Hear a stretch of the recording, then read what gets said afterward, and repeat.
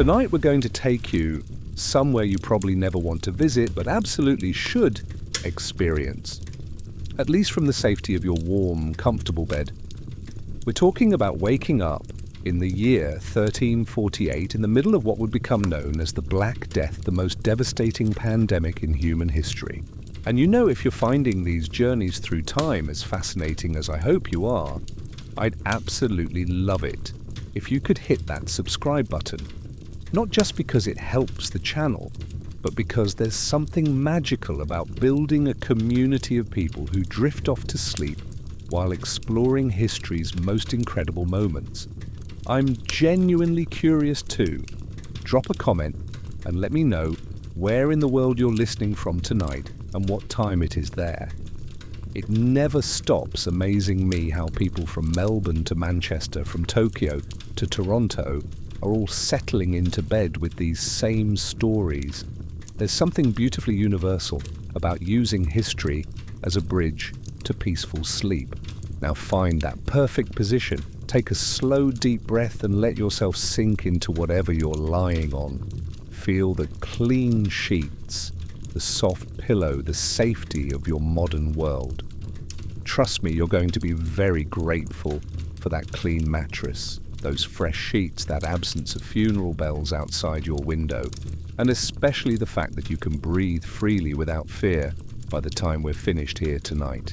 So here we go, you're about to wake up in medieval Europe, but not the romantic version from fairy tales, with knights and castles and noble quests. You're waking up in a world where something invisible and terrifying is hunting through every village, every city, every home. You're about to experience the Black Death, not as a historical fact that happened to other people long ago, but as a lived reality that you must navigate hour by hour, decision by decision, breath by careful breath.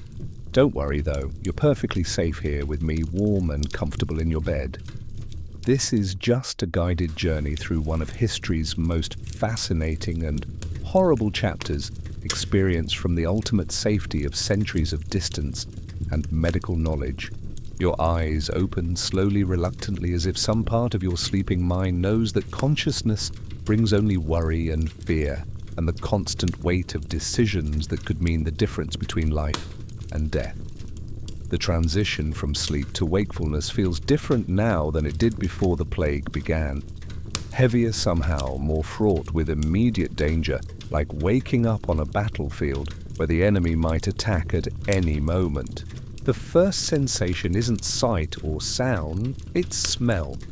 There's a smell in the air that's become so constant over the past 3 months that you've almost learned to ignore it, the way people who live near the sea stop noticing the salt air, or those who live near bakeries stop noticing the scent of bread. But this morning it seems stronger, more urgent, more everywhere, seeping through the wooden walls of your house like a fog that never lifts. It's the smell of death, not the clean, quick death of stories and songs where heroes fall nobly in battle and maidens die beautifully of broken hearts, but the slow, messy, omnipresent death that has settled over your world like a miasma that clings to everything it touches. It's sweet and thick and putrid, the smell of bodies that can't be buried fast enough, of waste that can't be disposed of properly, of a world where the normal systems that keep communities clean and healthy have broken down under the sheer volume of catastrophe. It seeps through the wooden walls of your house despite your efforts to seal every crack and gap. It clings to your clothes no matter how often you try to air them out. It follows you wherever you go. A constant reminder that death is not just a possibility, but an omnipresent reality that touches every breath you take. You've learned to breathe through your mouth when possible, to wrap cloth around your face, to burn herbs and incense in a futile attempt to mask the smell, but it always returns persistent as hunger, unavoidable as winter. And speaking of sounds, there it is again, the slow, mournful tolling of church bells that has become the soundtrack of your existence. But these aren't the bells that once called people to morning prayers, to weddings, to celebrations of harvest and birth, and all the joyful milestones that used to mark the passage of time in orderly succession. These are funeral bells, and they've been ringing almost constantly for 3 months now, sometimes overlapping when multiple parishes are conducting burials, simultaneously creating a complex rhythm of grief that echoes across the landscape. Sometimes they ring for people you knew well, neighbors you talked to just days before children you watched grow up from infancy, elders who seemed like they'd live forever and who possessed irreplaceable knowledge about everything from weather patterns to herbal remedies. Sometimes they ring for entire families taken in the space of a week, leaving behind empty houses with meals still sitting on tables, clothes still hanging on pegs, tools still lying where they were dropped when their owners began to feel the first symptoms of fever. Sometimes they just ring because the previous bell ringer has died and someone else, anyone else who's still breathing and strong enough to pull the rope, has picked up the endless necessary work of marking each departure from this world. The bell ringers themselves have become a kind of endangered species, essential workers who must continue functioning despite being constantly exposed to the dead and dying, despite the psychological toll of announcing loss after loss after loss. You sit up slowly in your small wooden bed, feeling the familiar crunch of the straw mattress beneath you. The sound is different now than it was a year ago, drier, more brittle, because fresh straw is hard to come by when the farmers who harvest it are dying faster than they can be replaced. The straw has been compressed by months of use without replacement, forming lumps and valleys that make comfortable sleep increasingly difficult, but comfort has become a luxury that few can afford to prioritize. Your muscles ache with that particular fatigue that comes not from physical work but from fear, from the constant tension of living on the edge of catastrophe, from the hypervigilance required to navigate a world where every interaction might be fatal. It's the kind of tiredness that settles into your bones when you've been living on high alert for months, when every day might genuinely be your last, when sleep itself feels like a dangerous luxury that leaves you vulnerable to threats you can't see coming. The ache extends through your shoulders where you carry the tension of constant worry down your back, which hurts from sleeping curled defensively even in your own bed, and into your legs, which are always ready to run if danger appears. Your hands are sore from being clenched into fists during sleep, your jaw tight from grinding your teeth through dreams filled with images of sickness and death and loss. Welcome to October 1348 in a small village called Little Wickham, whose name barely matters because it's like hundreds of other small villages scattered across Europe, all experiencing the same slow-motion apocalypse, all watching their communities dissolve one death at a time. Welcome to the most dangerous time to be alive in human history, when simply breathing the same air as another person might kill you, when acts of kindness and compassion have become potentially suicidal gestures. You've just woken up in the middle of the Black Death and maybe, just maybe, you should panic a little. Not enough to paralyze you, not enough to make you do something stupid, but enough to remind you that normal rules no longer apply, that survival requires constant vigilance and careful decision-making, and a willingness to abandon everything you thought you knew about how the world worked. But not too much panic, because panic won't help you survive what's coming. Panic makes people do counterproductive things like fleeing into the countryside, where they spread the disease to previously safe communities, or gathering in large groups to pray for divine intervention or abandoning the careful precautions that represent your only real defense against an enemy you can neither see nor understand nor fight with conventional weapons. Panic makes people abandon their sick family members instead of providing comfort in their final hours.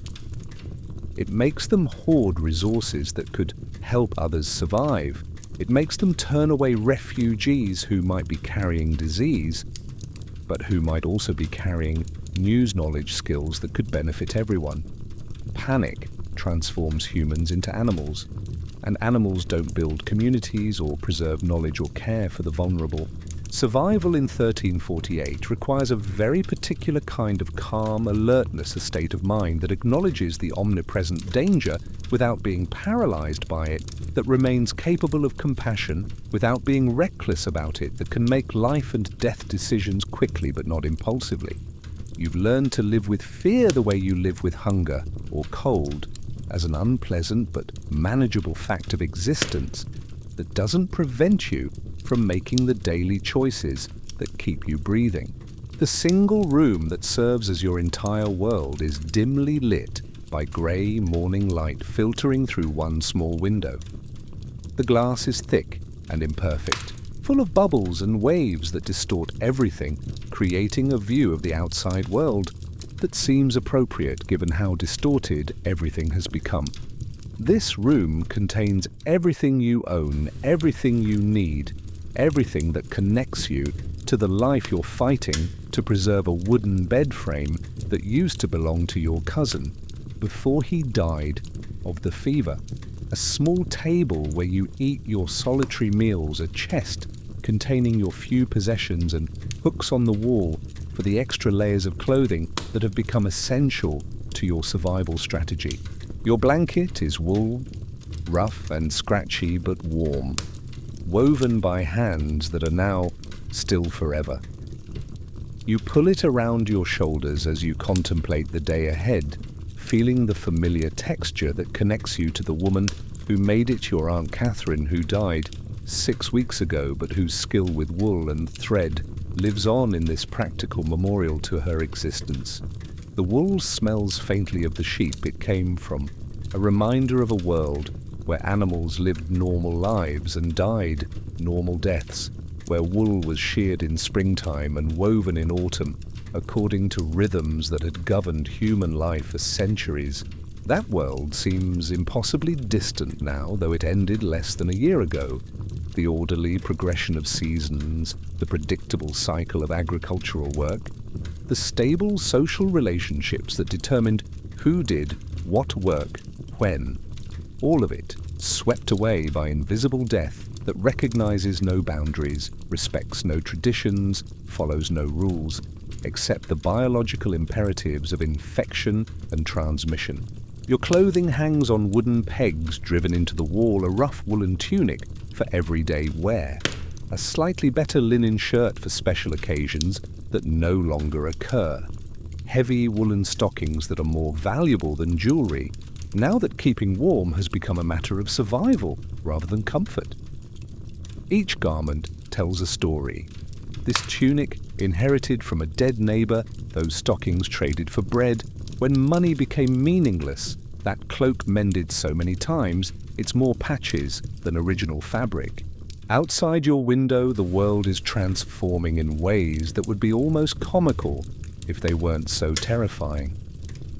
The normal sounds of morning, people calling greetings to neighbors, children playing in the narrow streets, merchants hawking their wares, craftsmen beginning their daily work, the steady rhythm of community life have been replaced by something altogether different and deeply unsettling.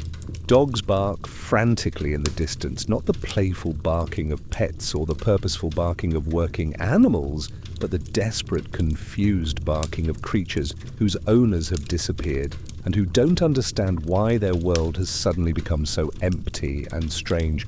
They're reverting to wildness, forming packs, scavenging for food in ways that would have been unthinkable when human authority provided structure and care. Someone is sobbing, the sound carrying across the spaces. where bustling activity used to absorb and muffle individual grief. It's a raw, animalistic sound that speaks of loss beyond the capacity of words to express, beyond the comfort that human society used to provide, beyond the religious consolation that used to make death meaningful rather than simply terrible. It's the sound of someone who has lost everything and doesn't know how to continue existing in a world that no longer makes sense. But perhaps most disturbing of all is what you don't hear. The absence of sound has its own terrible presence, like the silence that follows thunder but never ends. No hammering from the blacksmith shop, because Master Robert died in September, along with both his apprentices, taking with them knowledge of metalworking that had been passed down through generations. No singing from the women who usually gather at the well, because most of them are dead, and the survivors have learned that gathering anywhere is dangerous. No children's laughter, because children, for reasons no one understands, seem to die faster than adults, leaving behind a world that's not just smaller, but profoundly quieter. The silence extends beyond human sounds to encompass the absence of animal sounds as well. No lowing from cattle, because most of the herds have died or wandered away. No bleating from sheep, because the shepherds who tended them are gone. No clucking from chickens, because the careful systems of animal husbandry that kept poultry healthy have collapsed along with everything else. You push yourself out of bed, your feet hitting the cold dirt floor. The floor used to be covered with rushes that were changed regularly, providing insulation and absorbing moisture and odors, but fresh rushes require labor that's no longer available. Now the dirt is packed hard and uneven, cold in winter and dusty in summer, a reminder of how quickly comfort disappears when the systems that maintain it break down. Even this simple movement of standing up feels different now, more deliberate, more significant. Every action has weight when you're not sure how many actions you have left. Every choice matters when the wrong choice might be your last. You've learned to move through the world with the careful attention of someone walking across thin ice, testing each step before committing your full weight, always aware that the surface beneath you might give way without warning. You pull on your rough woolen tunic, the same one you've worn for weeks, because washing clothes means going to the communal well, and going to the communal well means being around other people, and being around other people means risking exposure to the invisible death that travels from person to person through mechanisms that remain completely mysterious to medieval medicine. The tunic is starting to smell despite your efforts to air it out regularly, but cleanliness has become another luxury that might cost more than it's worth. Your stomach growls sharp and insistent, a reminder that survival requires more than just avoiding disease. You need food, water, warmth, shelter, all the basic necessities that have become complicated and dangerous to obtain. But breakfast is going to wait, as it does every morning, until you've completed the ritual of assessment that determines how you'll spend the precious hours ahead. First, you need to determine what the night has brought to your village. Have there been new deaths among your neighbors? Are there bodies that need to be collected for burial before they begin to corrupt and spread more disease? Has anyone shown signs of the fever that marks the beginning of the end? Have any strangers arrived who might be carrying plague from other regions? These aren't morbid curiosities or idle gossip. They're practical calculations that determine which routes you'll take through the village, which people you might be able to approach safely, which tasks you can accomplish, and which ones are too dangerous to attempt. The information you gather in the first hour of each day shapes every decision you make until sunset. You approach the small window carefully, as if the very act of looking might invite danger inside. The thick glass distorts everything slightly, making the outside world look even more unreal than it already is, like viewing a nightmare through water. What you see through that wavy, imperfect glass confirms your worst fears and exceeds your most pessimistic expectations. Your village, which once seemed like the most normal place in the world, has been transformed into something that resembles the apocalyptic visions monks illustrate in the margins of their manuscripts. The street below, which used to be a neat pathway between orderly houses where families lived predictable lives according to ancient patterns, is now chaos given visible form. The carefully maintained boundaries between public and private space have dissolved, leaving a landscape where normal rules no longer apply and survival requires constant improvisation. Chickens wander freely through the mud-soaked streets, pecking aimlessly at garbage and waste their feathers disheveled and dirty, their movements skittish and desperate. These aren't the well-tended fowl of careful farmers who protected their investments and ensured proper nutrition, but feral creatures reverting to wildness, their owners either dead or fled to places that might or might not be safer. One hen has made a nest in the doorway of what used to be the candle maker's shop, laying eggs that no one will collect because there's no one left who cares about eggs when survival itself has become uncertain. The candle maker, Master William, had been a prosperous man by village standards, skilled in the complex art of creating light from beeswax and tallow. His shop used a smell of honey and herbs filled with candles of every size and purpose. Thick ones for churches, thin ones for reading, decorative ones for celebrations, practical ones for everyday use. Now the shop stands empty, its door hanging open, wax melting in puddles on the floor where rain has leaked through broken shutters. A pig roots through garbage that's been accumulating for weeks because there's no one left to collect it. No system remaining to deal with the mundane necessities of community life that everyone took for granted. The pig is enormous grown fat on refuse that would normally be composted or fed to other animals in a careful cycle of waste management that kept medieval communities surprisingly clean.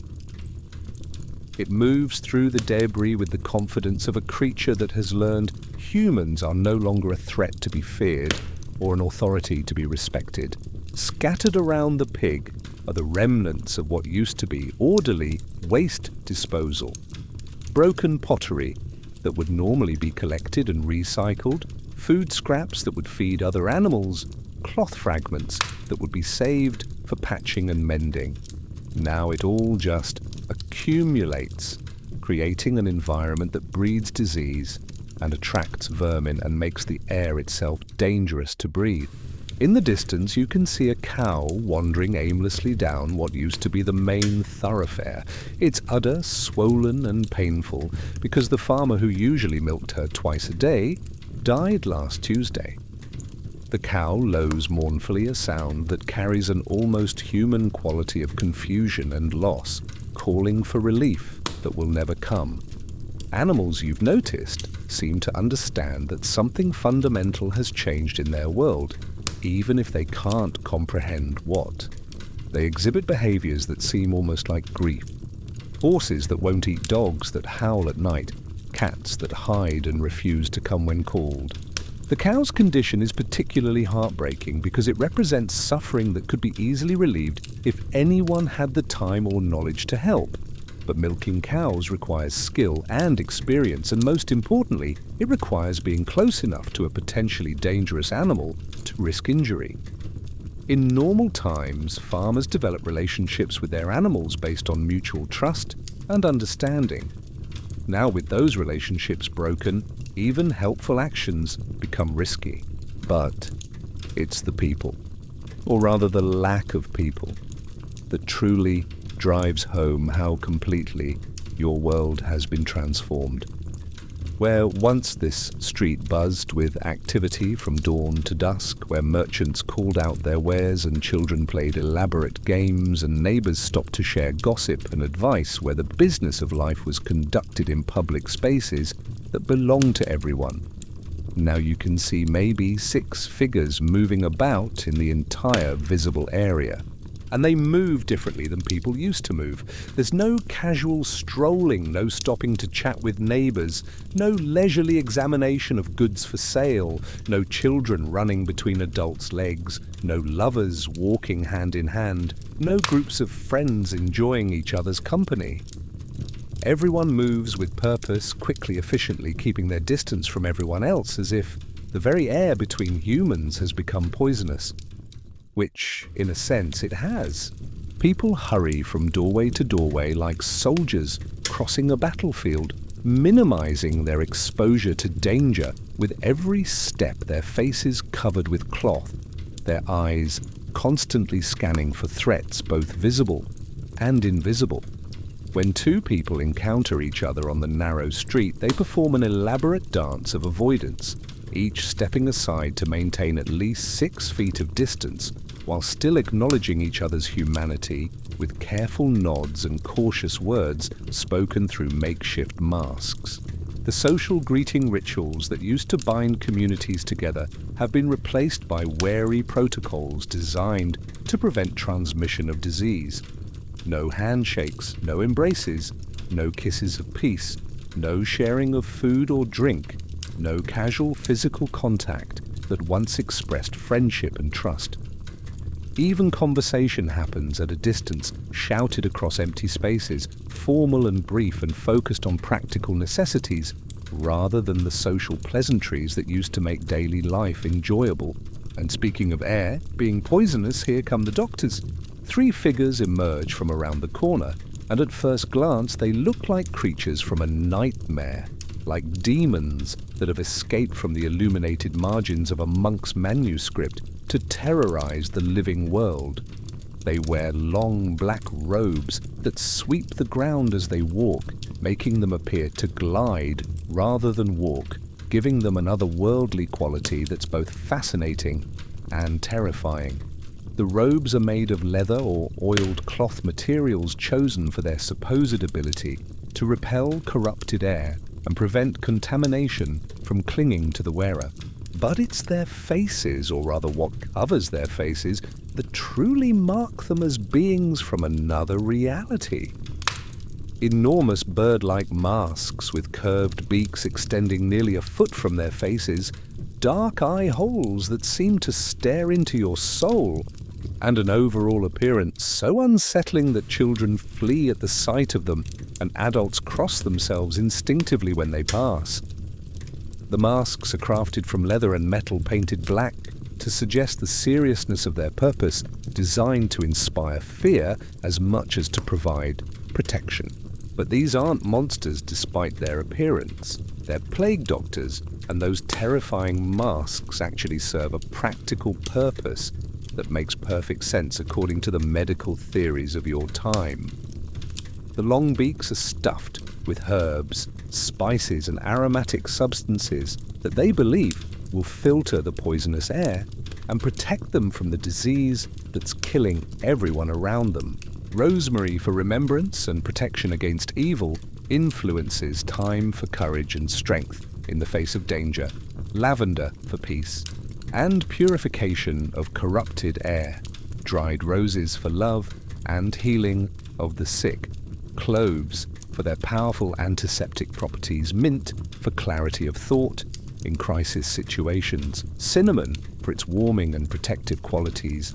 Juniper berries for their ability to ward off evil spirits. Anything that smells strong enough to mask the omnipresent stench of death and corruption that hangs over everything like an invisible fog. The theory, as explained by the learned doctors of Paris and Bologna and other great centers of medical learning, is that disease travels through corrupted air, through miasmas of poisonous vapor that arise from rotting matter and spread sickness wherever they drift on the wind. The bird-like masks are designed to keep this corrupted air away from the doctor's nose and mouth, filtering it through sweet-smelling substances that purify and cleanse before it can enter the body. The masks also serve a psychological purpose both for the doctors and for the people they treat. The frightening appearance creates distance and authority marking the wearer as someone who has special knowledge and powers, someone who can approach the sick without fear because they possess protection that ordinary people lack. At the same time, the mask protects the doctor's identity, allowing them to maintain professional objectivity in situations that would otherwise be emotionally overwhelming. The irony, of course, is that they look more frightening than the disease they're fighting, but in a world where invisible death stalks every conversation, every handshake, every shared meal, perhaps looking like death himself is the only honest response to the situation. If you're going to fight a monster, maybe you need to become a monster yourself, or at least adopt the appearance of something that can't be killed by the same forces that are destroying everyone else. You watch them move down the street with their peculiar gliding gait, long poles in their hands that they use to examine patients without actually touching them, leather gloves extending all the way to their elbows to prevent contamination through skin contact. Everything about their appearance and equipment is designed to maintain distance while still providing medical care to help the sick without becoming sick themselves.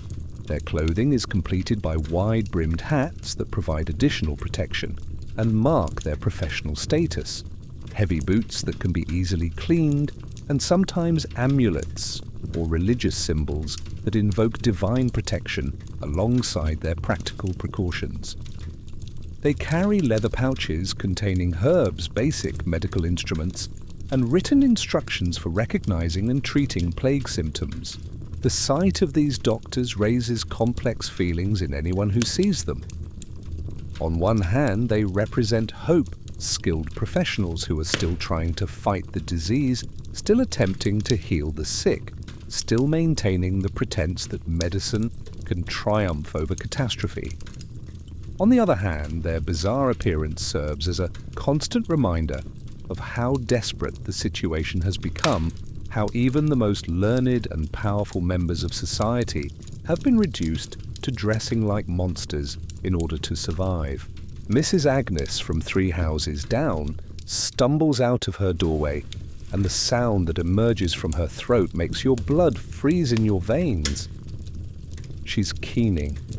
That particular wail of grief that you've learned to recognize the sound people make when they've lost everything that gave their life meaning. It's not quite human and not quite animal, but something in between, something that expresses pain beyond the reach of ordinary words or normal comfort. Her husband Edmund died last week, succumbing to the fever and the grotesque swellings that marked the final stages of the disease. He had been a blacksmith, strong and healthy and vital a man who seemed too tough for disease to touch. But the plague doesn't care about strength or virtue or usefulness to the community. It kills indiscriminately, taking the valuable and worthless alike, leaving behind only the randomness of survival and loss. Her youngest son, little Thomas, died 3 days ago. A boy of maybe 8, who had been healthy and laughing just a week before playing games with a few other children who remained in the village. He had been learning his letters from Father Benedict, showing promise as a scholar, dreaming of perhaps becoming a clerk or even a priest. Now he lies in the churchyard alongside so many others, his potential buried with him, his laughter silenced forever. And now, from the way Agnes is keening, from the way she's tearing at her clothes and hair, in the ancient gestures of grief, she's found her daughter Margaret cold in her bed this morning. Margaret had been perhaps 14, on the verge of womanhood, already catching the attention of young men who might have courted her in normal times. She had inherited her mother's skill with needle and thread, her father's strength and determination, and her own particular gift for singing that had brought joy to the entire community during festivals and celebrations. Now, Agnes stands alone in her doorway, the last member of her family, surrounded by the empty houses of neighbors who can no longer offer comfort because they're either dead or too afraid of contamination to approach a grieving woman who might be carrying disease. Her grief is not just for the specific losses she's suffered. but for the loss of the entire world that used to give those deaths meaning through ritual community support and shared mourning. The plague doctors approach her, but they don't offer comfort the way people used to offer comfort in times of loss. There's no embrace, no gentle hand on the shoulder, no sitting together in shared grief, no bringing of food and help with practical arrangements, no communal rituals that transform individual loss into collective mourning. Instead, they maintain their prescribed distance, ask their questions through their bizarre masks, and make notes on wooden tablets with pieces of charcoal. Everything is procedure now, protocol designed to prevent the living from joining the dead medical necessity that supersedes human compassion. The doctors ask their questions in voices muffled by their masks, creating an additional barrier between themselves and the woman whose life has just been destroyed. When did you last see your daughter alive? Did she complain of fever or body aches? Were there swellings in her neck or armpits? Have you touched the body? Are you experiencing any symptoms yourself? Agnes answers through her sobs, providing the information that will help determine whether she represents a danger to others, whether her house needs to be marked for avoidance, whether her remaining possessions need to be burned to prevent further spread of the contagion. The questions are necessary but cruel, forcing a grieving mother to participate in the cold calculation of disease prevention, when all she wants is human comfort in the face of unbearable loss. One of the doctors extends his long pole toward Agnes, not to harm her, but to examine her from a safe distance, looking for signs that she too might be infected, that her grief might soon turn into the final illness that has claimed so many others. His voice, muffled by the leather and herbs of his mask, sounds hollow and inhuman as he continues his interrogation, treating her more like a potential source of contamination than a fellow human being deserving of sympathy. Across the street, you notice something that would have been scandalous before the plague, but now barely registers in the catalogue of social disruption. Young Thomas Miller's door hangs open, swaying gently in the morning breeze, and no one's going to close it. Thomas died 2 weeks ago, along with his wife Sarah and their baby son, victims of the same disease that has claimed roughly half the population of every community it touches. Their house is just empty, waiting. The wooden table where they used to eat their simple meals still holds Thomas's leatherworking tools, awls and needles, and the specialized equipment that represented his livelihood and his contribution to the community. His wife's spinning wheel sits by the window where she used to work in the afternoons, catching the good light, a half-finished thread still wound around the spindle, as if she might return at any moment to continue her work. The baby's cradle, carved by Thomas's own hands during the long winter evenings when Sarah was pregnant with their first child, holds blankets that still smell faintly of the infant who will never need them again. Toys that Thomas carved for his son lie scattered on the floor. A wooden horse, a spinning top, a set of blocks that spell out simple words. These objects, created with love and hope for a future that will never arrive, now serve only as monuments to dreams that died with their dreamers. Like dozens of other houses in the village, like hundreds of houses in the surrounding countryside, like thousands of houses across all of Europe, the Miller house has become a monument to absence, a physical reminder of lives that ended too soon and dreams that will never be fulfilled. The building itself remains structurally sound. The roof doesn't leak. The walls keep out the wind. The fireplace could still warm a family if a family existed to need warming. But the social structures that gave the house meaning have collapsed completely. There are no surviving relatives to claim inheritance, no legal authorities to settle disputes about ownership, no community leaders to decide what should be done with abandoned property. The house simply stands empty, slowly accumulating dust and decay, while nature begins the process of reclaiming what humans can no longer maintain. The economic implications of this mass abandonment are staggering, though most people are too focused on immediate survival to think about long-term economic consequences. When half the population dies in the space of a few months, when entire families are wiped out leaving no heirs, when skilled craftsmen take their knowledge to the grave. The fundamental assumptions that underlie medieval society simply stop working. Traditional inheritance laws assume that property passes from parents to children in orderly succession across generations, that knowledge and skills are transmitted through apprenticeship systems, that communities maintain continuity through established families that provide stability and leadership. But what happens when entire family lines are extinguished in a matter of weeks? What happens when there are no surviving relatives to claim inheritances? What happens when the legal authorities, who would normally settle such disputes, are themselves dead or fled? You step back from the window and take inventory of your survival supplies. Not that you would have called them that a year ago, but that's what they've become. Every possession has been re-evaluated in terms of its potential to keep you alive, every habit reconsidered in light of new knowledge about how death travels from person to person, every daily routine restructured around the central goal of avoiding the invisible enemy that has already claimed so many victims.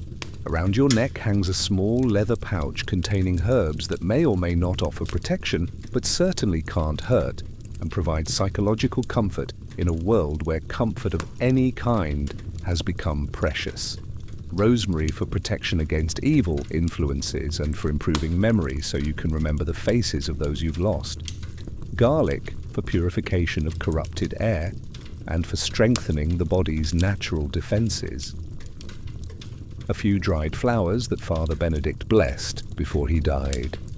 Last month, his prayers interrupted by the same coughing that had marked the beginning of the end for so many others. The pouch also contains a small piece of parchment with a prayer written in Latin words, whose meaning you don't fully understand, but whose power you hope might provide divine protection where human precautions fail. There's a fragment of bone that's supposed to be from St. Roch, patron saint of plague victims, though you suspect it's probably from a pig or sheep. The distinction seems less important now than the faith it represents, the refusal to give up hope, even when hope seems irrational. You're not entirely sure you believe these things will save you.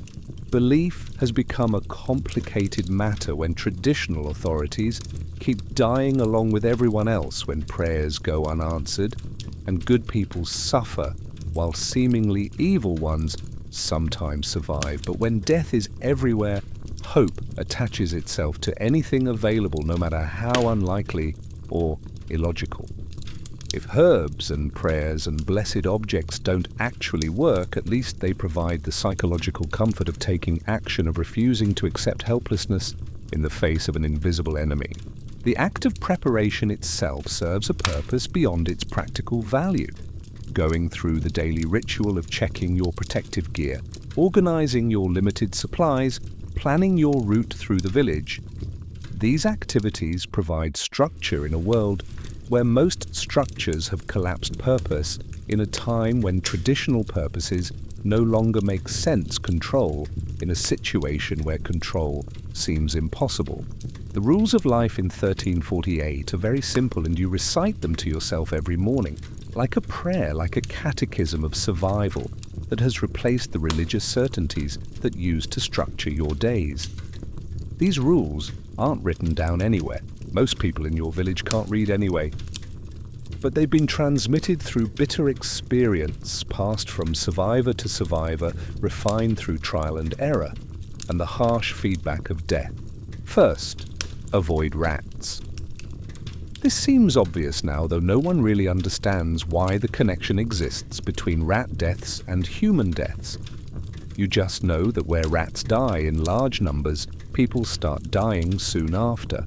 The correlation is impossible to ignore, though the mechanism remains completely mysterious. What you can't see, what won't be understood for another 500 years, are the fleas that abandon dying rats to seek new, warm-blooded hosts, carrying with them the bacteria that causes plague. But ignorance of the cause doesn't prevent wisdom about the effect. You've learned to watch for dead rats, the way sailors watch for storm clouds on the horizon, as an early warning system that might give you time to take precautions or flee to safer ground. When you see rat carcasses in the street, you change your route, even if it means walking much farther to reach your destination. When you hear reports of massive rat die-offs in neighboring villages, you avoid traveling in those directions, no matter how important your business might be. The presence of healthy, active rats has become oddly comforting, a sign that an area might be relatively safe, at least for the moment.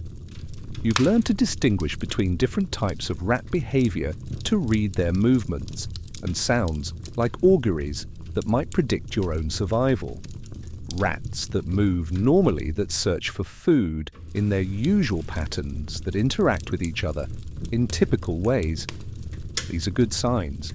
Rats that seem sick, that move sluggishly, that die in unusual numbers, these are warnings to flee. Second, avoid strangers. Actually avoid everyone if possible, but especially strangers who might be carrying the pestilence from places where the situation is even worse than it is here, bringing death with them like an invisible burden that they spread wherever they go. Every merchant, every traveler, every refugee fleeing from the horrors of distant cities, they're all potential harbingers of death, no matter how healthy they look when they arrive, no matter how desperate their need for shelter or assistance. This rule has transformed the basic social fabric of your world in ways that go far beyond simple medical precaution. The traditional hospitality that required communities to welcome travelers, to offer food and shelter to those in need, to treat strangers as potential messengers from God who might be testing your charity. All of this has been abandoned as a luxury that kills. Inns have closed their doors, monasteries have stopped accepting pilgrims, and even family members view each other with suspicion when they arrive from other places. The psychological cost of this isolation is enormous. Humans are social creatures designed by nature and custom to live in communities, to share burdens and celebrations, to find meaning through connection with others. The forced isolation of plague survival goes against every instinct that makes life worth living, creating a psychological burden that adds to the physical dangers already threatening everyone. But the alternative to isolation is death, and death ends all possibility of future connection, future community, future meaning. Better to be lonely and alive than sociable and dead, though the distinction sometimes feels less clear than it should. Some survivors have chosen death over isolation, unable to bear the psychological costs of complete disconnection from human society. You've developed strategies for maintaining some human connection while minimizing physical contact. Conversations conducted across empty spaces, messages passed through intermediaries' assistants provided from a distance. These aren't substitutes for the warm, immediate physical connections that used to sustain communities, but they're better than nothing small acknowledgements of shared humanity in a world that seems designed to destroy it. Third, for the love of all that's holy, absolutely do not sneeze in public. Sneezing is one of the first signs that the sickness has found you, and when people hear that distinctive sound, they'll run from you like you're on fire. Which in a sense you are. You're burning with plague fever, and everyone knows it's only a matter of time before you burn out entirely.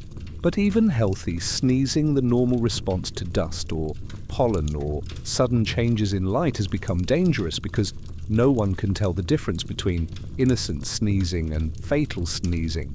A perfectly normal reaction to breathing dusty air can mark you as contaminated, leading to social exile that might be more dangerous than the disease itself. Better to suppress the reflex entirely, to hold your breath and fight the urge, rather than risk the consequences of appearing sick. This creates a strange new form of social paranoia where normal bodily functions become matters of life and death. Coughing, sneezing, sweating, showing any sign of physical distress, all of these have become potential death sentences, not because they necessarily indicate disease, but because other people will assume they do.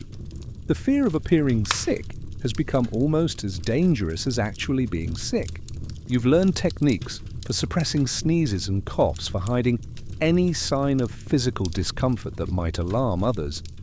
Breathing through your nose to avoid throat irritation, covering your face when you must cough, stepping away from others when you feel a sneeze coming on. These small deceptions feel like betrayals of honesty, but honesty has become another luxury that might cost more than it's worth. Fourth layer. Your clothing not for warmth, but for protection against the corrupted air that everyone believes carries the disease. 3 tunics, one over the other, not because October is particularly cold, but because everyone's heard rumors about poison gas. The idea that the disease travels through corrupted air and that multiple layers of cloth might filter out the contamination before it can reach your skin. The theory makes a certain amount of sense according to current medical understanding.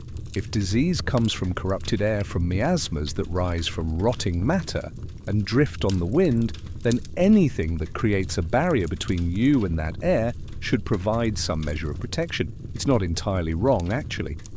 The disease does travel through the air, though not in the way people imagine.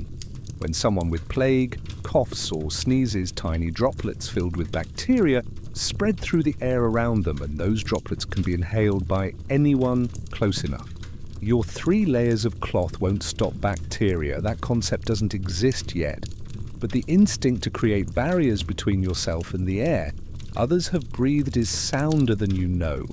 Every layer of protection, however inadequate, represents a refusal to accept death passively, a determination to fight back with whatever resources are available. The outermost tunic is brown wool, rough and practical, chosen for durability rather than appearance.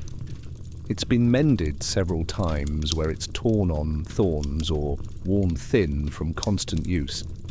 The color hides stains and dirt, which is important when washing clothes has become difficult and dangerous. The wool comes from sheep that grazed in fields that are now empty, processed by hands, that are now still woven on looms that now sit abandoned. The middle layer is linen, thinner but tightly woven, designed to provide a smooth surface that won't catch and tear on the rough wool above it. Linen is expensive, but you inherited this shirt from your uncle when he died, and it represents a level of quality you could never have afforded to purchase. The weave is so fine it almost shimmers in the right light, evidence of skill and care that has become increasingly rare. The innermost layer is soft cotton that was expensive when you bought it, but now seems like the best investment you ever made. Cotton breathes better than wool, absorbs moisture more effectively than linen, and feels comfortable against your skin during the long hours when you can't risk removing your protective layers. It was imported from distant lands through trade routes that may no longer exist, making it irreplaceable if it's damaged or lost. You wrap a piece of linen around your face, covering your nose and mouth, in what has become common practice throughout the plague-affected regions. This gives everyone a slightly bandit-like appearance, turning ordinary villagers into anonymous figures whose identities are hidden behind improvised masks, but vanity is another luxury that kills. Better to look ridiculous than to look dead. Better to be unrecognizable than to be recognized as a corpse. The cloth has been treated with lavender oil that you rubbed into the fibers, another small attempt to purify the air you breathe. The oil creates a slick barrier that might prevent corrupted vapors from penetrating the fabric, and the scent provides psychological comfort. in a world where most smells have become associated with death and decay. The lavender comes from the monastery garden tended by Brother Francis, who charges more for herbs now than they used to cost for meat. The herb pouch gets tucked securely inside your innermost tunic close to your heart, where its protective properties might do the most good. The logic here is partly medical, keeping beneficial substances close to vital organs, and partly spiritual. The heart is traditionally the seat of courage, and courage is perhaps the most essential survival tool in a world where fear can paralyze you into making fatal mistakes. Before leaving the house, you perform the small rituals that have become essential to your daily routine ceremonies that provide structure and meaning in a world where both have become scarce. These aren't elaborate religious observances, but simple practical acknowledgements of the forces that might determine whether you live or die. A prayer to Saint Roch, patron saint of plague victims, though you're beginning to wonder if even the saints have fled from this particular horror. St. Roch supposedly survived plague himself, gaining the ability to heal others through his suffering. But if he's still listening to prayers from plague-stricken communities, his assistance has become increasingly difficult to detect. Still, the act of prayer itself provides comfort, a sense of connection to something larger than your own desperate struggles.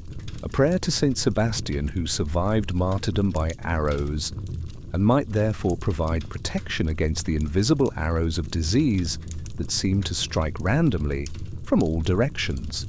Sebastian's story offers hope that survival is possible, even when death seems certain, that divine protection might shield those who maintain faith in impossible circumstances. A prayer to the Virgin Mary, whose intercession is said to be particularly powerful in cases of desperate need, whose maternal compassion might extend even to situations that seem beyond human help. Mary understands loss. She watched her own son die, and might therefore have special sympathy for those who are watching their loved ones disappear one by one. And finally, a prayer to whatever divine presence might still be watching over a world that seems increasingly abandoned by heaven, whatever force might care about the survival of ordinary people in extraordinary circumstances. This prayer is less specific than the others, less confident in its theology, but perhaps more honest about the uncertainty that has replaced religious certainty in a world where traditional explanations for suffering seem inadequate. The prayers feel different now than they did before the plague began. Less confident, more desperate, tinged with a growing suspicion that traditional religious explanations for suffering might be inadequate to explain what's happening. If this catastrophe is divine punishment for human sin, why are children dying alongside adults? Why are the most pious members of the community succumbing at the same rate as everyone else? Why do prayers for healing go unanswered while the disease continues its methodical destruction of everything sacred and secular alike? But prayer, even uncertain prayer, serves a purpose beyond theology. It provides structure to the day, a sense of continuity with the past, a reason to believe that actions matter, and that tomorrow might be different from today. In a world where so much has been stripped away, these small rituals become anchors that prevent you from drifting into complete despair. You check the door bar one final time, ensuring that it's properly secured, even though you're about to leave. This isn't paranoia, but practical precaution. An unsecured house might be invaded by desperate people seeking shelter food or valuable items to trade for survival necessities. More importantly, it might be contaminated by sick people seeking help, people who could leave behind invisible traces of disease that would kill you when you returned home. The concept of home has changed dramatically over the past few months.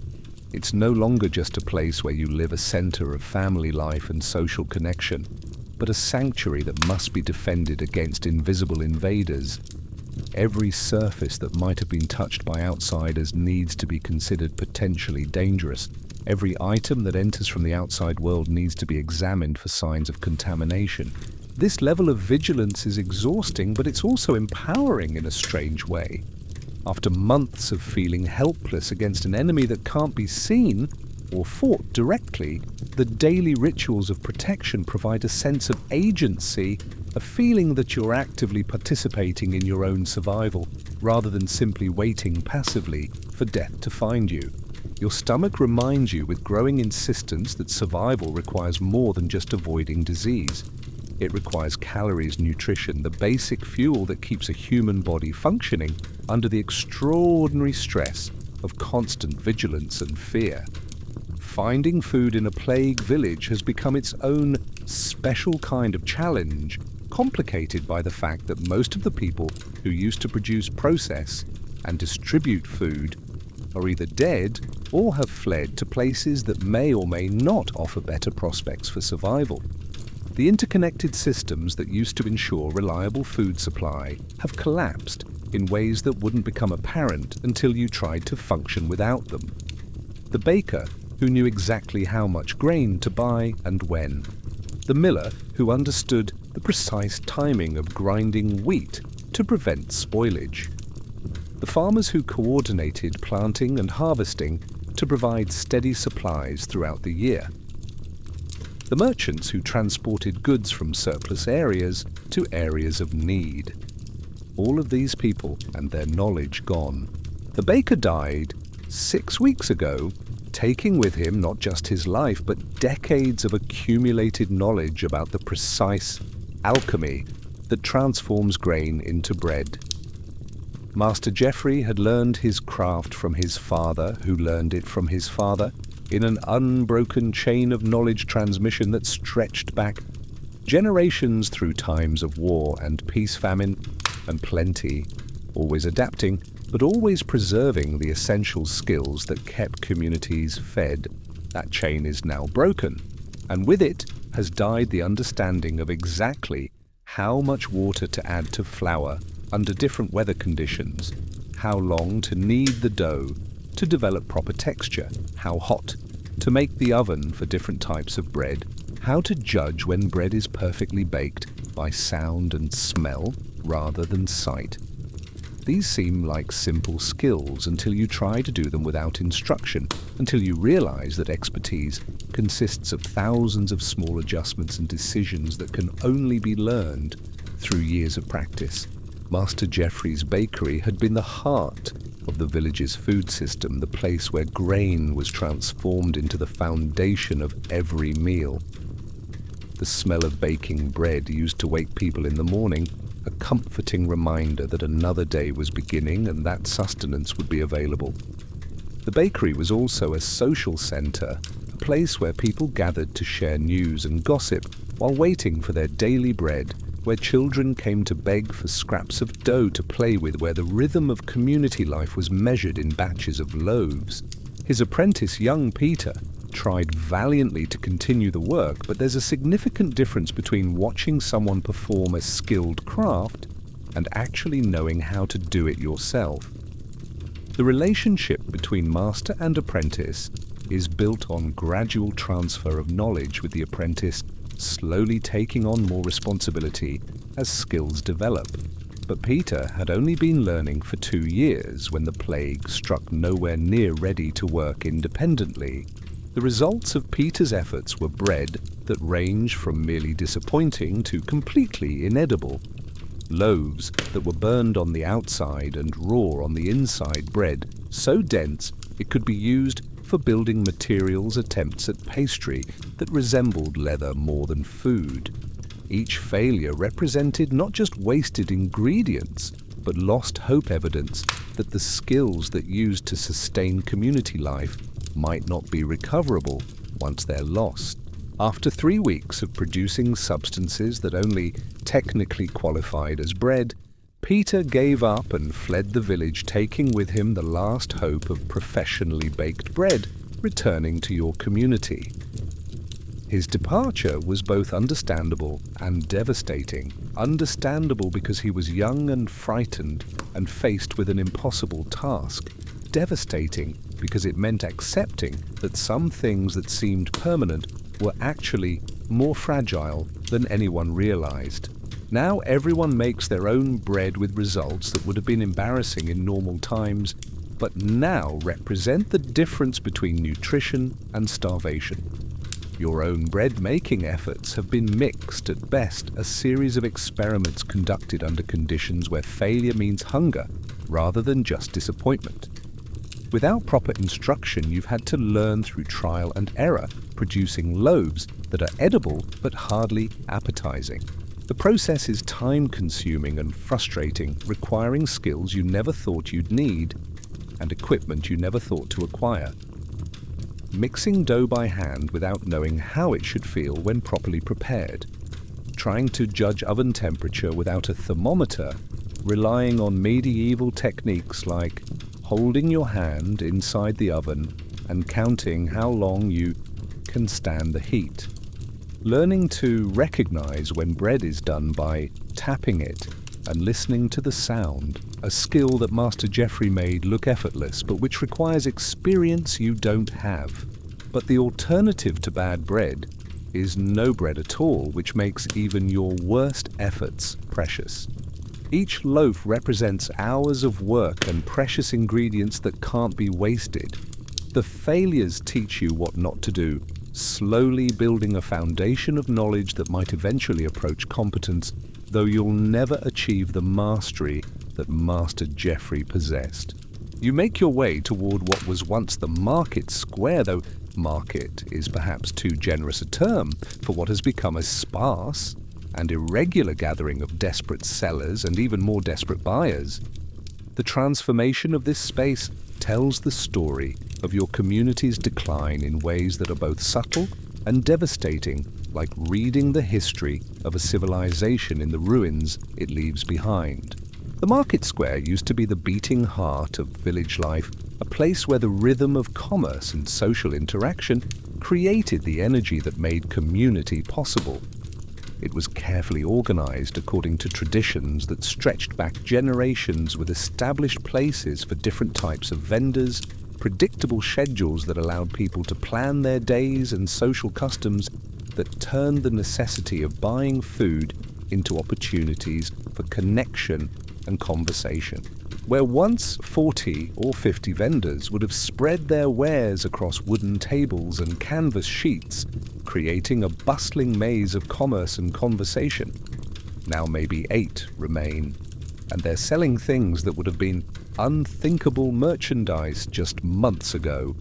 The orderly arrangement of specialized stalls, bread here, vegetables there, meat in the corner tools along the side, has been replaced by a random scattering of whatever anyone has been able to salvage, produce, or trade. The vendors who remain represent a cross-section of survival strategies that people have developed. Some are trying to continue their traditional trades under impossible circumstances. Others have completely reinvented themselves, finding new ways to be useful in a world where usefulness is the only thing that matters. A few are clearly desperate, selling possessions they would never have parted with in normal times, trading away their past to secure a future that may not exist. Old Henrik the fishmonger is there, but he's not selling fish anymore. The rivers have become contaminated with runoff from the mass burial sites that ring every community, and besides, most of the other fishermen are dead. The complex cooperative relationships that used to govern fishing, who could fish where when certain areas were off limits for breeding, how catches were divided among different families, have collapsed, along with the people who understood and enforced them. Henrik had been fishing these rivers for 40 years, learning their moods and seasons, knowing exactly where different types of fish could be found at different times of year. His knowledge of local waters was encyclopedic, passed down from his father and grandfather, refined through decades of daily experience. But knowledge of fishing is useless when there are no fish to catch. when the water itself has become dangerous, when the social systems that made fishing economically viable have disappeared. Instead, Henrik has transformed himself into something unprecedented in your experience, an information broker. He sells knowledge about which roads are still safe for travel, which villages still have food available for trade, which cities have closed their gates to refugees. In a world where accurate information can mean the difference between life and death, Henrik has found a new and valuable profession that builds on his old skills of observation and communication. Canterbury Roads block, he tells you as you approach his small table, which now holds maps instead of fish, written notes instead of nets, small bottles of ink instead of bait. Bandits set up just past the river crossing. They're not even stealing much, mostly just turning people back, afraid they'll bring the sickness with them. This kind of information is worth paying for, worth more than fish ever was. Travel has become extraordinarily dangerous, not just because of the disease, but because of the social breakdown that follows in its wake.